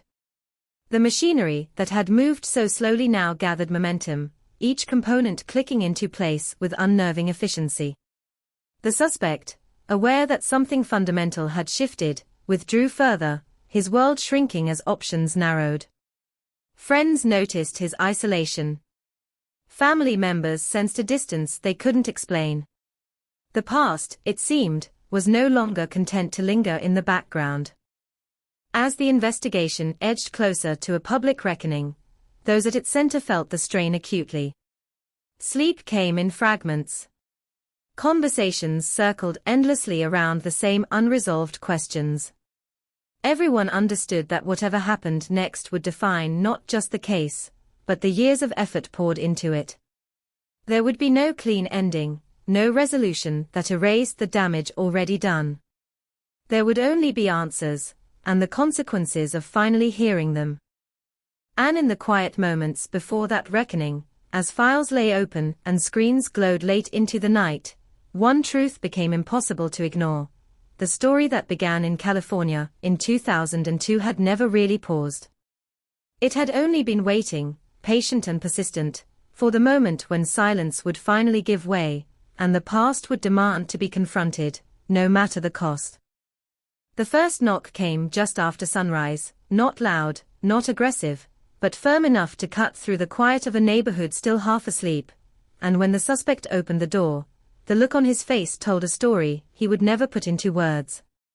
He had known this moment was coming, felt it gathering in the air for weeks, and yet the finality of it still landed like a blow, heavy and disorienting.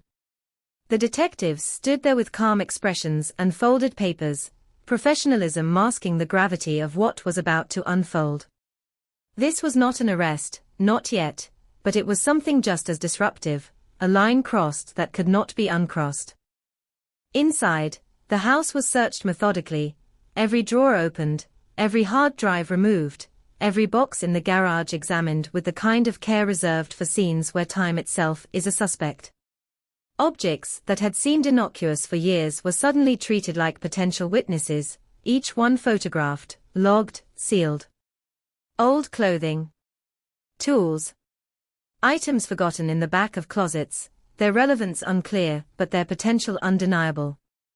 The suspect watched from the edge of the room, silent, arms crossed tightly, eyes tracking every movement, his jaw clenched as if holding back words that could only make things worse.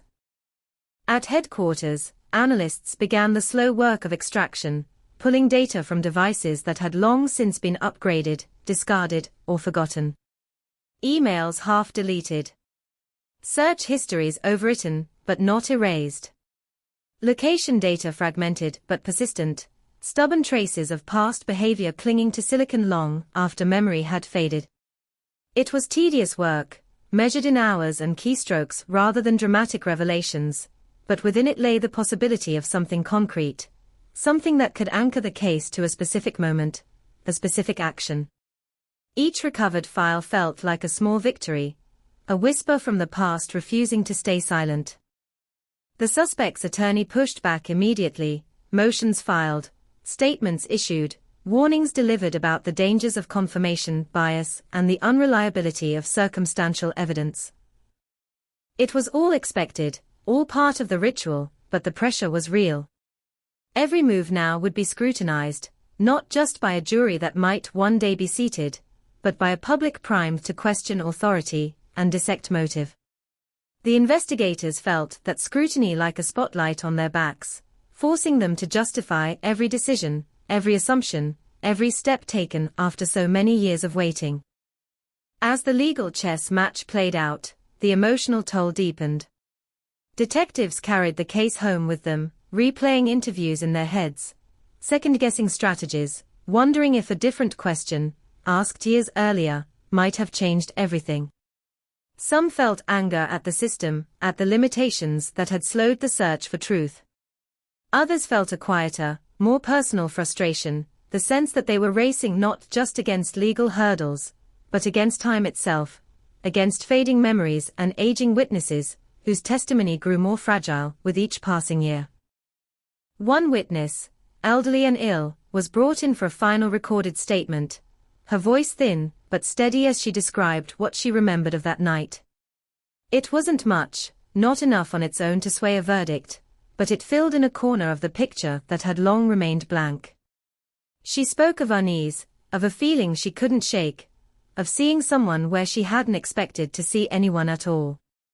When she finished, the room remained silent for several seconds, the weight of her words settling slowly, deliberately, into the collective consciousness of everyone present. It was another thread, delicate but essential. The search efforts intensified once more, guided by the accumulation of new information. Areas once deemed improbable were reclassified as priority sites, their significance reinterpreted in light of evolving theories. Crews moved carefully, aware that they were working not just against the elements, but against the ghosts of earlier failures. Each shovel of dirt carried the same question: was this the moment the silence would finally break, or just another reminder of how effectively the past can hide its secrets? The land yielded little, but even that absence felt instructive, narrowing possibilities, forcing a re-evaluation of assumptions long taken for granted. Meanwhile, the community lived in a state of suspended tension. Conversations stopped abruptly when strangers approached. Long-standing relationships cooled under the strain of suspicion and divided loyalties. Some residents avoided the topic entirely, exhausted by years of speculation, while others seemed unable to talk about anything else, dissecting rumors with forensic intensity. The case had become more than a mystery. It was a mirror reflecting the town's fears about trust, about the people they thought they knew, about the thin line between normalcy and violence. For the victim's family, the days blurred together, a cycle of meetings, phone calls, and waiting that felt eerily familiar despite the renewed activity. They were grateful for the progress, for the sense that the case was finally moving, but they were also painfully aware of how fragile that progress remained. They had learned, the hard way, not to celebrate too early, not to assume that momentum guaranteed resolution. Each update was received with cautious nods, each promise of soon weighed against years of not yet. Then came a development that shifted the emotional center of the case once again, a partial admission, not a confession, but a crack in the carefully maintained facade. During a late-night interview, after hours of circling the same ground, the suspect acknowledged a meeting he had previously denied, placing himself closer to the victim than ever before.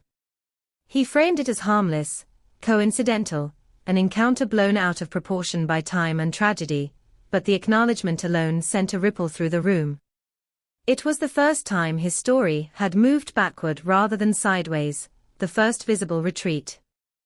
Investigators seized on it, pressing gently but relentlessly, exploring the implications without accusing outright.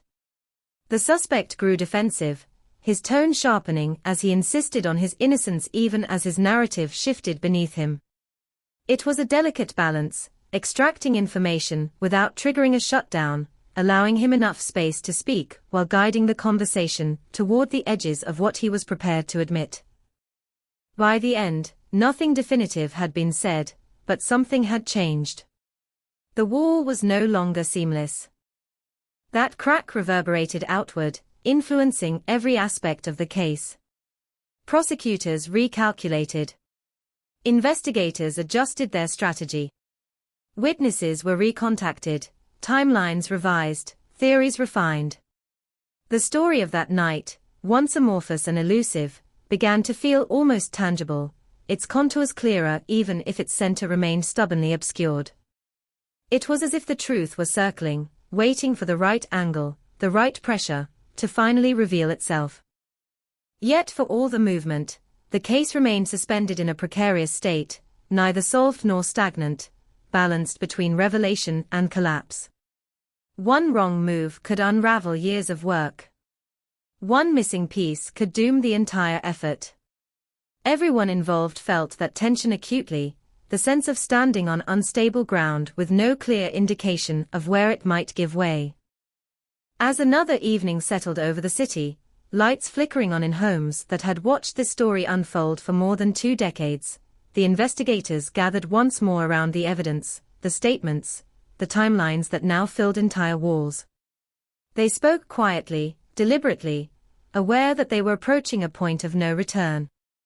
Whatever came next would not just answer questions, it would create consequences, reshape lives, and force a reckoning that could no longer be postponed. The case that began as a disappearance in 2002 had grown into something far larger, a test of patience, persistence, and belief in the idea that truth, no matter how deeply buried, can still be unearthed. And as the pieces continued to shift and settle, one thing became increasingly clear. The silence that had defined this story for so long was weakening, and when it finally broke, the sound would echo far beyond the borders of this quiet California town. The pressure reached a point where even silence became a statement, where every pause, every delay, every carefully worded refusal to comment only amplified the sense that something irreversible was approaching. Inside the task force room, the walls were now crowded with evidence timelines layered over one another like transparent sheets, past and present bleeding together, until it was hard to tell where memory ended and reconstruction began. The investigators moved through it all with a kind of grim focus, aware that this phase of the case was less about discovery and more about endurance, about holding steady while the weight of everything they had uncovered pressed down from all sides. The suspect's partial admission rippled outward in ways no one could fully control. Word leaked, as it always does, not in clean facts, but in distorted fragments that spread through social media and local news like sparks in dry grass. He had placed himself there. He had seen her that night. He had lied before. Each phrase took on a life of its own, repeated, exaggerated, weaponized. The community reacted in waves, disbelief crashing into suspicion, sympathy into outrage. Some demanded immediate action, convinced the case was already solved. Others warned of a rush to judgment, pointing to the absence that still loomed largest of all: no body, no confession, no single moment that could be held up and declared the truth. For the investigators, that absence was a constant presence. It shaped every conversation with prosecutors, every strategic decision, every internal debate. Without physical remains, the narrative had to be airtight, the logic unassailable. They worked backward from what they could prove, stripping the case down to its most defensible core. Opportunity. Access. Inconsistency. Motive. Each element was examined not just for how it fit the story, but for how it might be attacked, undermined, dismissed by a defense determined to exploit every gap. The goal was no longer just to understand what happened, but to anticipate how that understanding would be challenged. They returned again to motive, the question that had hovered uneasily since the beginning. Why her? Why that night? Why risk everything? The answers emerged slowly, reluctantly, through a mosaic of witness accounts and recovered communications that hinted at a dynamic far more charged than anyone had acknowledged in 2002. There were signs of obsession, of resentment masked as concern, of a need for control that had grown sharper as circumstances shifted. The suspect had presented himself as peripheral, but the evidence suggested he had been deeply invested, emotionally entangled in ways that made rejection or exposure intolerable. It wasn't a motive that excused anything, but it was one a jury could understand, rooted in impulses as old as fear and pride. As this picture took shape, the investigators began the delicate work of confronting those closest to the suspect, people who had defended him publicly and privately, insisting they knew his character, that he was incapable of such violence. These interviews were the hardest, not because of hostility, but because of grief. Friends and family grappled with the possibility that the person they trusted might have been living a parallel life, one marked by secrets and decisions they could not reconcile with their memories. Some clung to denial, dismissing the investigation as flawed or malicious. Others broke down, admitting they had seen warning signs and ignored them, choosing comfort over confrontation. Each reaction added texture to the case, illustrating how easily dangerous behavior can hide in plain sight. The suspect himself withdrew further, communication funneled almost entirely through legal channels. When he did speak, it was with an edge that hadn't been there before, impatience creeping into his carefully constructed calm. He insisted he was being targeted unfairly, that the investigation had become obsessed, that coincidence was being twisted into conspiracy. In one exchange, he accused the detectives of needing a villain to justify reopening the case, a deflection that only underscored how deeply he understood the stakes. He knew that narrative mattered, that perception could be as powerful as proof. Behind closed doors, the prosecution team faced its own reckoning. The case was strong in places, fragile in others, a structure built over years of neglect and renewed effort. They debated charging options, potential counts that could be pursued without a body, strategies that balanced accountability with the risk of acquittal. The law allows for such cases, but it does not make them easy, and everyone involved was acutely aware that failure would echo loudly, not just for this investigation, but for every cold case that might follow. A loss here would send a message that time still wins, that some truths remain unreachable no matter how persistent the search. Meanwhile, the search for physical evidence continued in quieter ways, less visible to the public, but no less intense. Tips were followed, locations revisited, anomalies investigated with a patience born of necessity. Each negative result narrowed the field, eliminating possibilities, refining theories. It was frustrating work, often yielding nothing but dust and questions, but it reinforced a crucial point. Whatever happened in 2002 had been calculated enough to leave little behind. This was not a crime of chaos, but of control, and that realization hardened the resolve of those working the case. The victim's family watched all of this with a mixture of exhaustion and resolve. They had been careful for years not to let anger consume them, but as the picture sharpened, anger became harder to suppress. Not just at the suspect, but at the years lost, the opportunities missed, the silence that had allowed a life to be rewritten without accountability. They spoke often of memory, of who she was beyond the headlines, beyond the case file, insisting that whatever the outcome, she not be reduced to a cautionary tale or a symbol. She was a person, and that person deserved truth. As the investigation edged closer to a charging decision, the atmosphere grew heavier, thick with anticipation and dread. Detectives felt it in the way conversations trailed off, in the way phones were answered more quickly, in the way every email notification sparked a jolt of adrenaline. They were no longer chasing possibilities, they were preparing for consequences. Every step forward now carried the weight of finality, the knowledge that once the line was crossed, there would be no retreat, no quiet reassessment in the shadows. Late one night, as rain tapped against the windows of the nearly empty building, a detective sat alone reviewing the suspect's statements one last time, listening to the cadence of his voice, the rhythm of his denials. In one recording, there was a pause, barely perceptible, a moment where the confidence slipped and something raw surfaced before being quickly buried again. It was nothing that could be entered into evidence, nothing that would sway a jury on its own, but it was enough to remind the listener that beneath the strategy and the legal maneuvering, there was a human being grappling with a truth he could no longer fully contain. That realization didn't bring satisfaction. It brought gravity. Because if the theory was correct, if the pieces aligned the way they seemed to be aligning, then what happened in 2002 was not just a crime frozen in time, but a wound that had been reopened and reopened again, bleeding into the present with every new revelation. Solving it would not heal that wound.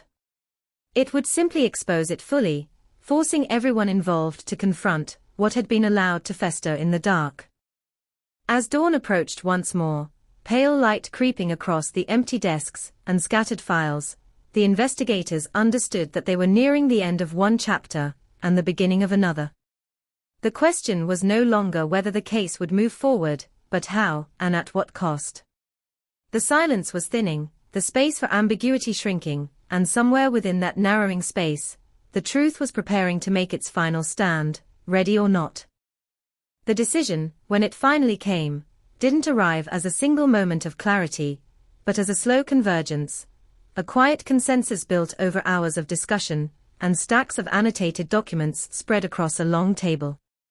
The room was sealed off from the rest of the building, phones silenced, blinds drawn, as if even light could interfere with the gravity of what was being decided.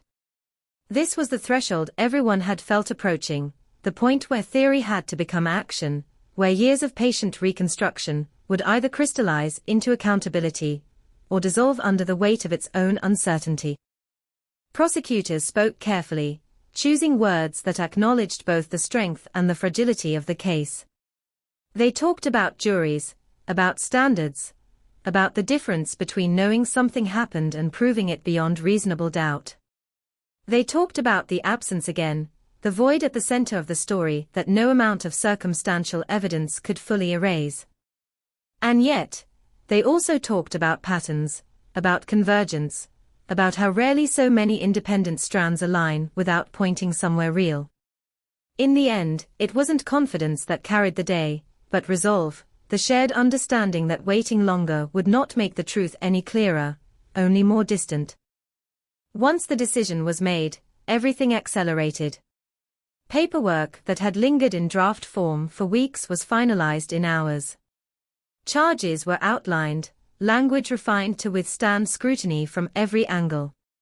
Warrants were prepared with meticulous care, each justification anchored to evidence that had survived repeated internal challenges.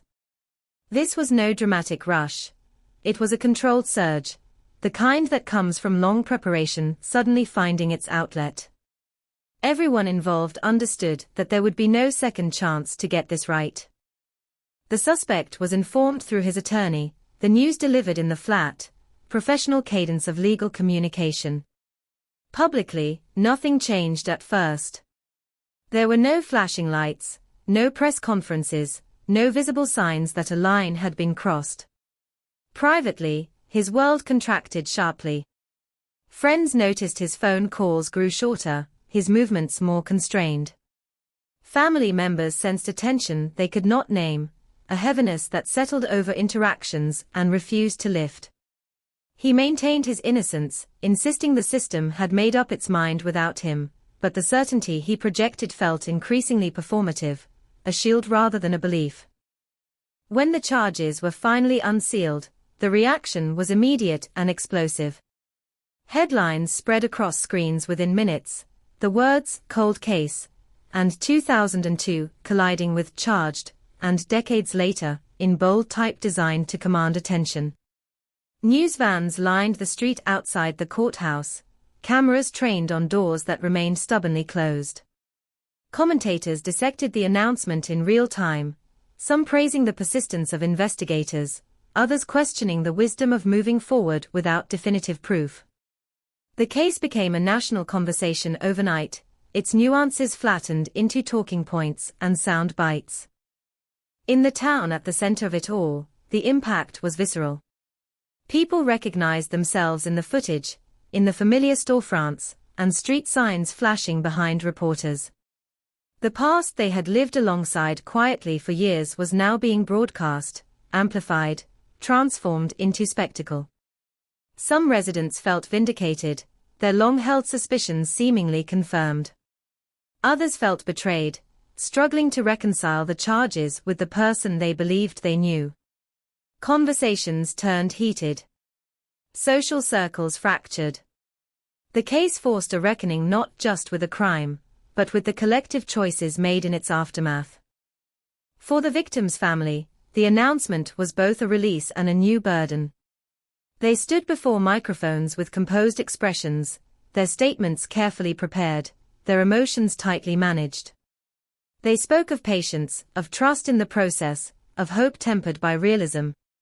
Behind the scenes, the weight of the moment pressed down hard. This was not closure, it was exposure. Every detail of their private loss was now subject to public debate, every memory potentially reframed by legal argument. They braced themselves for what lay ahead, knowing that the path to answers would not be gentle. As the legal process moved forward, the case shifted again, transforming from investigation to prosecution. Detectives stepped back slightly, their roles changing from seekers of truth to guardians of the record. Their work would now be scrutinized line by line, decision by decision, by defense teams whose sole purpose was to dismantle the narrative they had built. They reviewed their own actions with a critical eye, anticipating questions, preparing explanations for choices made years earlier under very different conditions. There was pride in how far the case had come, but also an acute awareness of its vulnerabilities. The defense strategy emerged quickly, as expected, focusing on time, on memory, on the dangers of retroactive interpretation. They argued that gaps had been filled with assumption, that ordinary behavior had been reimagined as sinister, that the absence of physical remains made certainty impossible. They questioned witnesses whose recollections had evolved over decades, highlighting inconsistencies that could be attributed as easily to aging as to deception. The message was clear: this was not proof, but storytelling, an attempt to impose order on chaos long after the fact. In response, the prosecution leaned into the cumulative power of the evidence, the way disparate elements supported one another even when standing alone they seemed fragile. They emphasized patterns, the improbability of coincidence on such a scale. They framed the case not as a sudden revelation, but as a gradual uncovering, a truth obscured by time, but not erased by it. They acknowledged the absence openly, refusing to pretend it didn't matter, but argued that absence itself could speak, that silence, when placed in context, can be as telling as presence. Behind these legal maneuvers, the human dimension continued to unfold. Witnesses prepared to testify, some reluctantly, others with a sense of grim duty. They revisited memories they had long tried to bury, reliving moments that now carried an entirely different weight. The suspects' inner circle faced their own reckoning, navigating loyalty, doubt, and the fear of being associated with a case that had become a lightning rod for public emotion. No one emerged untouched, each person forced to confront a version of the past they could no longer ignore. As pre-trial hearings began, small details took on outsized importance. A phrase in an old interview. A timestamp on a receipt. A pause in a recorded call. Each was examined, argued over, recontextualized. The courtroom became a theater of precision, where every word was measured, every implication explored. Observers packed the gallery, drawn by the gravity of a case that promised not just answers, but insight into how justice grapples with time. The atmosphere was tense, respectful, charged with the understanding that something rare and consequential was unfolding. The suspect sat through these proceedings with a controlled demeanor, his expressions carefully neutral, his reactions minimal. Those who knew him watched closely, searching for signs, for cracks, for confirmation of their fears or their faith. Others avoided looking at him altogether, unwilling to humanize a figure now defined by accusation. The law presumes innocence, but public opinion had already begun its own trial, one shaped by narrative rather than evidence, emotion rather than standard. Outside, The media cycle churned relentlessly, each development analyzed, each delay framed as either strategy or weakness. Experts debated the merits of the case, citing precedents, warning of pitfalls, predicting outcomes with confident authority. The noise was constant, overwhelming, threatening to drown out the careful, methodical work happening inside the courtroom. Those closest to the case learned to tune it out, focusing instead on the slow, deliberate rhythm of legal process, the only rhythm that mattered now. Amid all of this, the central question remained unresolved, hanging over every argument and every headline like a shadow that refused to lift. What actually happened in 2002? The case had moved forward, the machinery of justice engaged, but the truth itself remained elusive, glimpsed only in fragments and inferences. Solving a case, it turned out, was not the same as understanding it, and understanding was not the same as healing. As the first phase of the trial approached, the investigators, who had lived with this story for so long, felt a complex mix of anticipation and unease. They had brought the past into the present, forced a confrontation that many believed would never come. Whether that confrontation would end in clarity, or in further ambiguity, was no longer in their hands. They had done what they could, assembled what they found, and now the story belonged to the process they had set in motion. In the quiet moments between hearings, when the courtroom emptied and the town exhaled briefly, the weight of it all settled in. This was not an ending. It was a passage, a transition from one kind of waiting to another. The silence that once defined the case had been replaced by voices, arguments, interpretations, but beneath the noise, the same fundamental absence remained, the same unanswered questions pulsing just below the surface. And as California watched one of its oldest ghosts step fully into the light, there was a shared understanding, spoken and unspoken, that whatever the outcome, whatever the verdict, the story would not simply resolve and fade away. Some truths, once unearthed, do not rest easily. They linger, reshaping the landscape long after the digging is done, reminding everyone that time does not erase the past, it only changes how and when the past demands to be seen. As the trial moved from anticipation into motion, the courtroom became a pressure chamber, every sound amplified, every gesture scrutinized for meaning. The first witnesses took the stand beneath the seal of the court, their voices steady or trembling depending on the weight of memory they carried, and with each testimony, the past was reconstructed in public, piece by piece, no longer confined to files and quiet rooms. Jurors leaned forward as timelines were laid out, as maps and charts transformed years of speculation into a structured narrative, and the room seemed to hold its breath, aware that it was watching history being rewritten in real time. The prosecution began carefully, not with accusations, but with context, establishing the rhythm of the victim's life, the predictability of her routines, the normalcy that made her disappearance so jarring. Friends described her habits, her reliability, the small details that now felt monumental in hindsight. Co-workers spoke of the last day they saw her, moments so ordinary they had once seemed unworthy of note, now preserved and replayed with forensic intensity. The goal was clear: to anchor the jury in a world that made sudden absence not just suspicious, but implausible without cause. Then the narrative narrowed, drawing closer to the suspect without naming him outright, tracing lines of contact, moments of intersection that had once seemed coincidental. Phone records appeared on screens, calls highlighted in sequence, their timing and frequency forming a pattern that demanded explanation. Witnesses testified to interactions they had dismissed years earlier, conversations that had taken on new meaning as the larger picture emerged. Each account added texture, depth, reinforcing the idea that what happened in 2002 was not an isolated event, but the culmination of a series of escalating tensions. The defense responded with equal precision, challenging not the sincerity of witnesses, but the reliability of memory itself. They questioned timelines, pointing out how easily recollections shift over decades, how stories evolve unconsciously to fit new information. They emphasized the lack of direct evidence, the absence of physical remains, the danger of drawing definitive conclusions from circumstantial threads. Their tone was calm, methodical, designed to plant seeds of doubt without appearing dismissive of the victim's fate. It was a delicate balance, and the jury watched closely, weighing empathy against skepticism. As the days wore on, the emotional toll became evident. Witnesses broke down under questioning, their composure eroding as they revisited moments they had long tried to forget. Some apologized, publicly and tearfully, for not speaking up sooner, for trusting instincts they had later suppressed.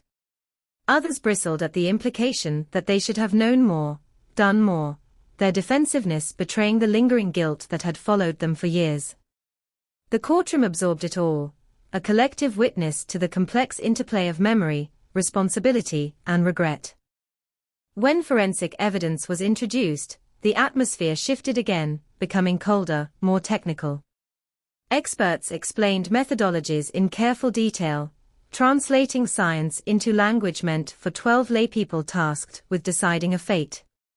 Charts illustrated probabilities, margins of error, the evolution of technology that had transformed once useless samples into meaningful data.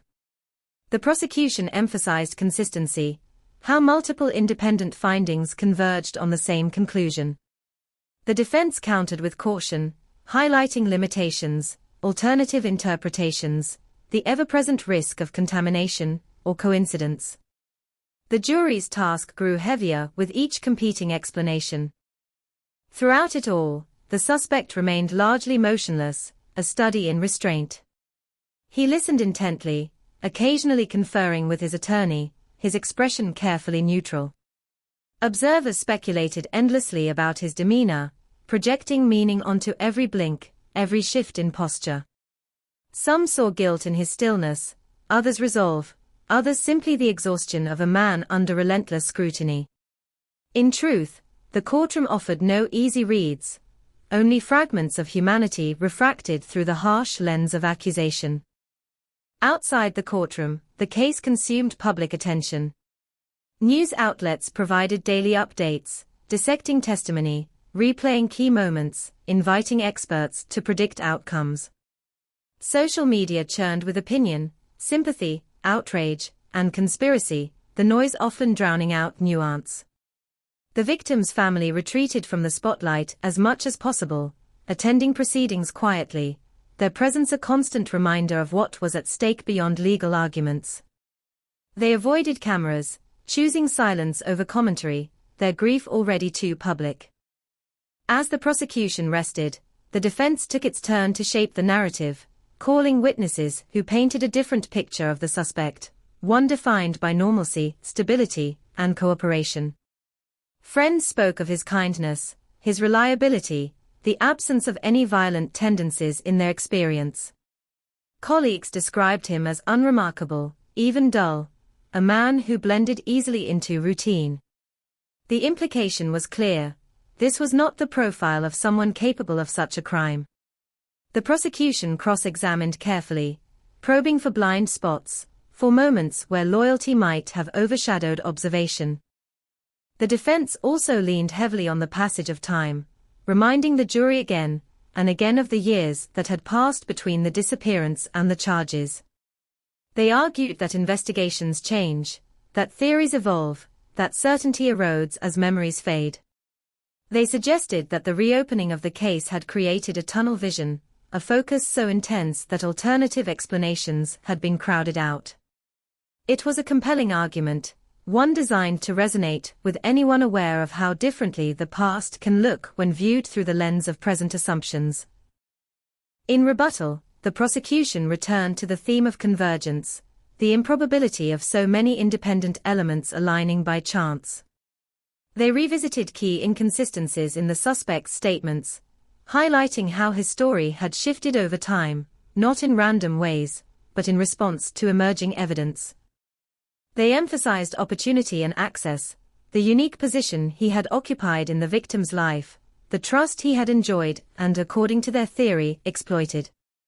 They acknowledged the absence once more, framing it not as a weakness, but as a testament to the calculated nature of the act they alleged.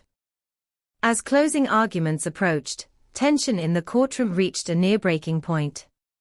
Jurors appeared fatigued, burdened by the volume and complexity of what they had heard. Attorneys refined their messages, stripping them down to their core, aware that clarity now mattered more than completeness. The judge reminded the jury of their duty, of the standard they must apply, of the gravity of their role. The words echoed in the room, heavy with implication. The prosecution's closing was measured and direct, a synthesis rather than a spectacle.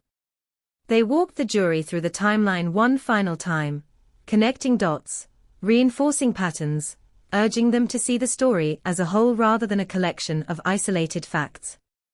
They spoke of justice not as vengeance, but as accountability, as the act of naming what had happened even when time had tried to obscure it. They asked the jury to trust not in any single piece of evidence, but in the consistency of the entire picture.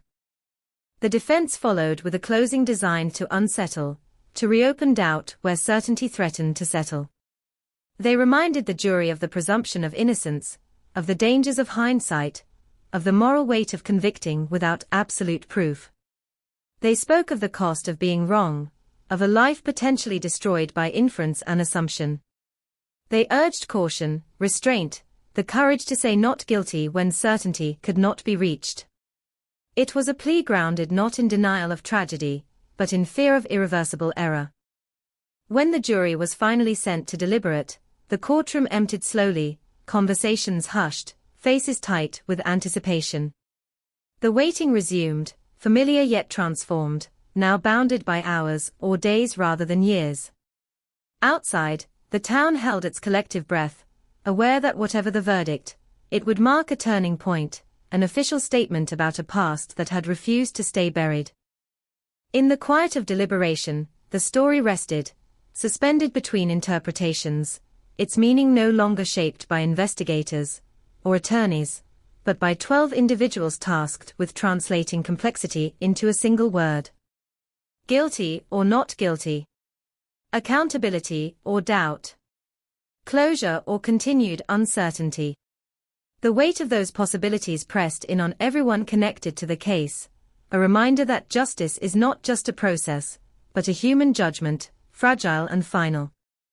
And as night fell once more over California, the streets outside the courthouse grew quiet, the noise of argument replaced by the silence of decision-making. The case that had traveled decades to reach this moment now waited, poised on the edge of resolution, its outcome uncertain, but its impact already undeniable. Whatever the jury would decide, the story had crossed a threshold from mystery into history, leaving behind a trail of questions that would echo long after the verdict was read. The verdict did not come quickly. Hours stretched into days, each one marked by brief updates from the clerk, and the slow shuffle of jurors entering and exiting the deliberation room, their expressions carefully blank. Inside that sealed space, arguments circled and collided, evidence laid out again, and again like pieces of a puzzle that refused to lock cleanly into place. Voices rose, softened, broke into silence. Doubt lingered in the corners, stubborn and persistent, even as certainty tried to assert itself. Every juror carried the same burden, the same awareness that whatever decision emerged would not just end a trial, but reshape lives. Outside, the courthouse became a magnet. Reporters lined the steps, microphones poised, cameras trained on every entrance. Families gathered in small, tense clusters, sharing speculation in whispers. Supporters of the victim held signs and photos, their faces etched with hope and exhaustion. Others stood apart, watching quietly, uncertain which outcome they feared more. The town felt suspended in a strange half-light, caught between the desire for closure and the dread of finality. When the jury finally returned, the courtroom filled with a soundless energy, a collective tightening of breath. The judge took the bench, the clerk prepared the paperwork, and the defendant stood, hands clasped, eyes forward. For a moment, no one moved. Then the foreperson spoke, voice steady but subdued, and the words landed with a weight that seemed to press the air out of the room. A verdict. Clear. Unambiguous. History rewritten in a single sentence. Reaction rippled outward instantly. Gasps, muffled sobs, the scrape of chairs against the floor. The victim's family clutched one another, tears flowing freely now, a release years in the making. Across the aisle, the defendant's supporters sat frozen, stunned into silence, disbelief etched across their faces. The defendant himself barely reacted, his expression tightening almost imperceptibly as the reality of the moment settled in. Whatever emotions stirred beneath the surface remained hidden, sealed behind a mask refined over decades. The judge thanked the jury for their service, acknowledging the gravity of what they had been asked to do.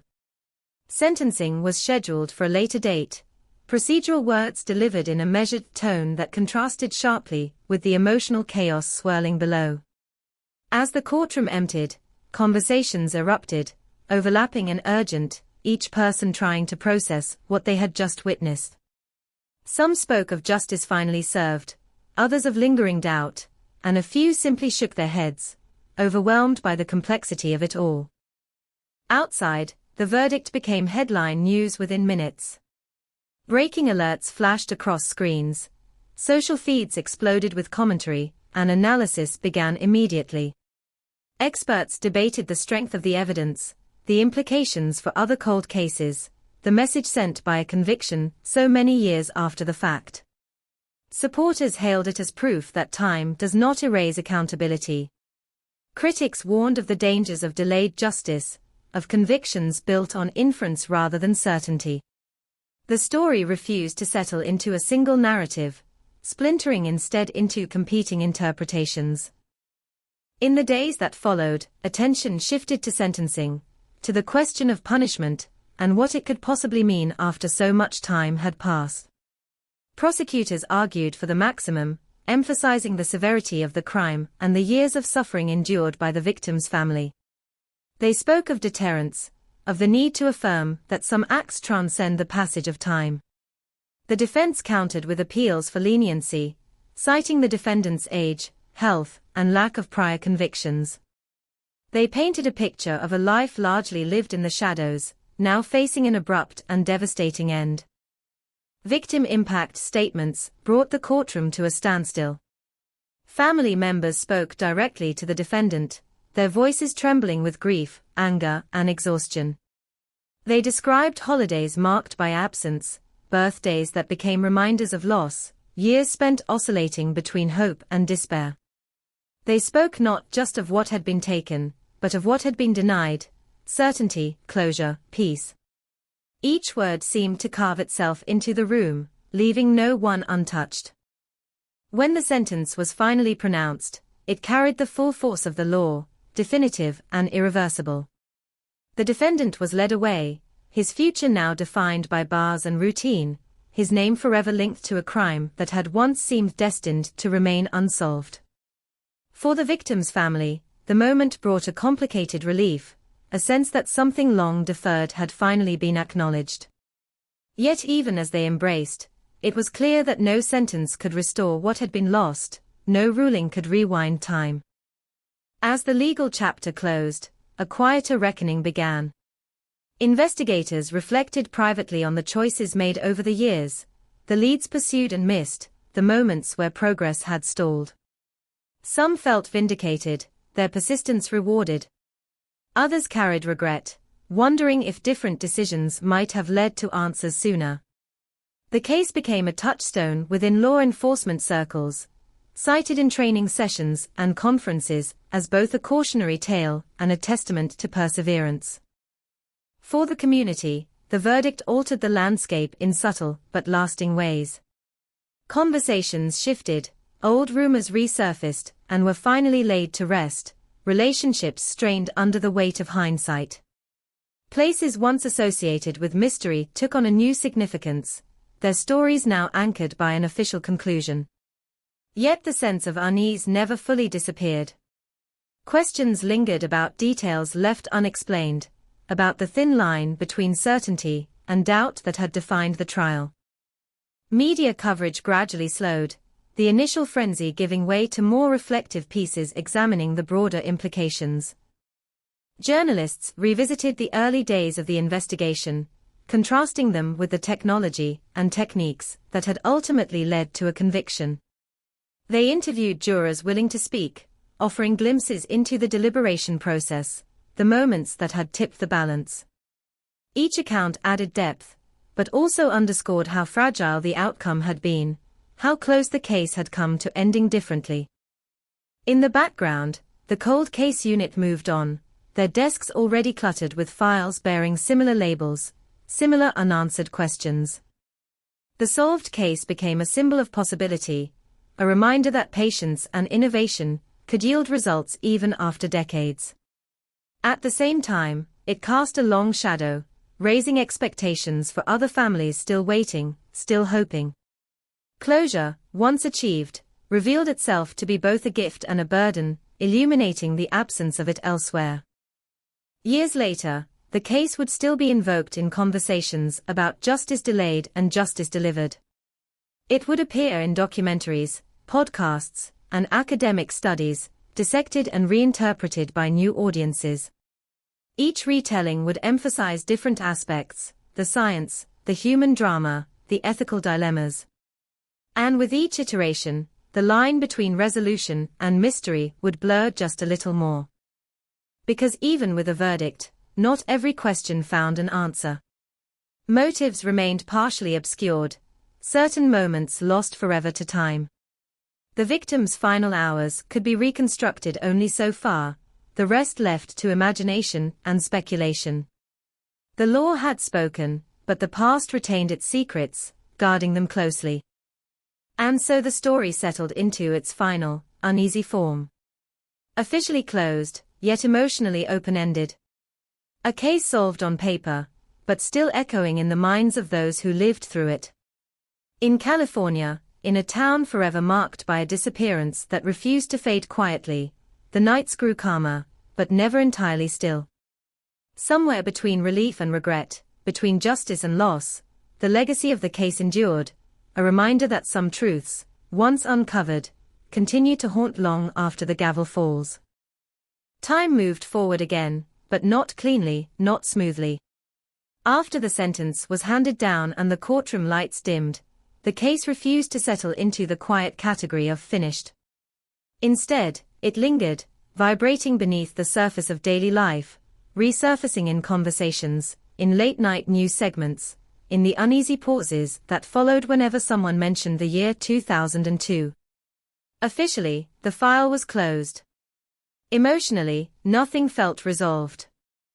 The appeals came first, as expected, filed with clinical precision. Pages of legal language questioned procedures, challenged interpretations, dissected every decision made in the courtroom. Defense attorneys argued that justice delayed had become justice distorted, that evidence resurrected after decades carried the fingerprints of bias and assumption. Prosecutors responded with equal force, insisting the verdict had been sound, the process fair, the conclusion inevitable given the totality of facts. For months, the case lived again inside briefs and motions, its fate argued not in front of cameras, but in quiet chambers where precedent mattered more than emotion. For the victim's family, the appeals reopened wounds they had only just begun to bandage. Each filing felt like a threat, a reminder that closure was conditional, subject to reversal by people who had never known their loved one, never felt the weight of her absence. They learned to live with uncertainty all over again, checking updates compulsively, bracing themselves for the possibility that the story might not end where they thought it had. Hope and fear became intertwined, inseparable. The defendant, now confined to a rigid routine of concrete and steel, became a distant figure, glimpsed only through occasional court documents, or grainy footage from transfer hearings. Reports described him as compliant, reserved, fading into the background of the system. Yet his presence continued to exert gravity, pulling attention back toward the case whenever something new emerged. To some, he was the embodiment of justice served late. To others, a symbol of everything that could go wrong when the past is put on trial. Meanwhile, investigators revisited the case privately, not to change its outcome, but to understand it. They replayed interviews, re-examined choices, debated what had worked and what had failed. Younger detectives studied the file as a lesson, older ones as a reckoning. In those conversations, a different narrative took shape, one less definitive than the verdict suggested. They spoke of missed opportunities, of institutional blind spots, of the quiet pressure to move on when leads dried up. The solved case became a mirror, reflecting both progress and imperfection. The community, too, struggled to absorb the meaning of it all.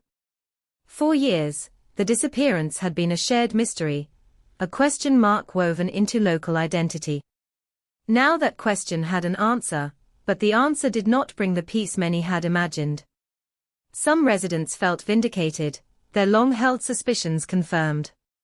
Others felt unsettled, forced to reconcile memories of normal interactions with the reality of what had been proven in court. Familiar places took on a different tone, shadows lengthening where none had seemed to exist before. Rumors, once dismissed, were resurrected and re-examined. People replayed old conversations in their minds, searching for clues they might have missed. A joke, a comment, a fleeting expression suddenly felt loaded with significance. The past became unstable, rewritten not by new facts, but by new interpretations. In that environment, certainty was elusive, and trust became fragile. Media narratives evolved as well. The initial triumphal tone gave way to deeper, more critical examinations. Long-form articles explored the ethical dimensions of cold case prosecutions, questioning how memory, technology, and public pressure intersect. Documentaries juxtaposed archival footage with present-day interviews, highlighting the contrast between what was known then and what was claimed now. Each retelling added layers, complicating a story that had already proven resistant to simplicity. And yet, beneath all the analysis, one element remained constant: the absence that started everything. No verdict, no sentence, no appeal could fill the space left behind by a life interrupted. The victim's name appeared in headlines, etched into plaques, spoken aloud in courtrooms, but the person herself existed now only through recollection. Remembered laughter. A favorite route home. Plans that never unfolded. Those details, fragile and irreplaceable, carried a truth untouched by legal outcomes. As years passed, the case settled into a strange dual existence. In official records, it was resolved, cited as a success story, an example of perseverance rewarded. In lived experience, it remained unresolved, its emotional loose ends impossible to tie off completely. Families of other missing persons watched closely, drawing hope and caution in equal measure. If this case could be solved after so long, perhaps theirs could too. But at what cost, and with what certainty? The appeals process moved slowly, methodically, as the legal system does. Decisions were issued, motions denied, arguments narrowed. Each ruling chipped away at the possibility of reversal, reinforcing the finality of the original verdict. With every step, the chance of change diminished, replaced by a growing sense of inevitability. The story's direction seemed fixed, even if its meaning remained contested. And still, questions persisted. About motive. About moments unaccounted for. About whether the truth presented in court was complete, or simply sufficient. These questions found homes in online forums, late-night conversations, academic debates. They were not loud enough to reopen the case, but not quiet enough to disappear. They lingered, unresolved, much like the memories they circled. In the end, the case became less about guilt or innocence and more about what justice looks like when time stretches long and memory bends. It forced a reckoning with the limits of certainty, with the human need for narrative closure even when reality resists it. It asked whether an answer, any answer, is always better than an open question. And as the years continued to accumulate, the story of California 2002 transformed again, no longer just a cold case solved, but a cautionary echo. A reminder that the past does not stay buried simply because it is old, and that when it resurfaces, it rarely does so cleanly. The silence that followed was not empty. It was heavy, layered, filled with everything that had been said, and everything that never could be.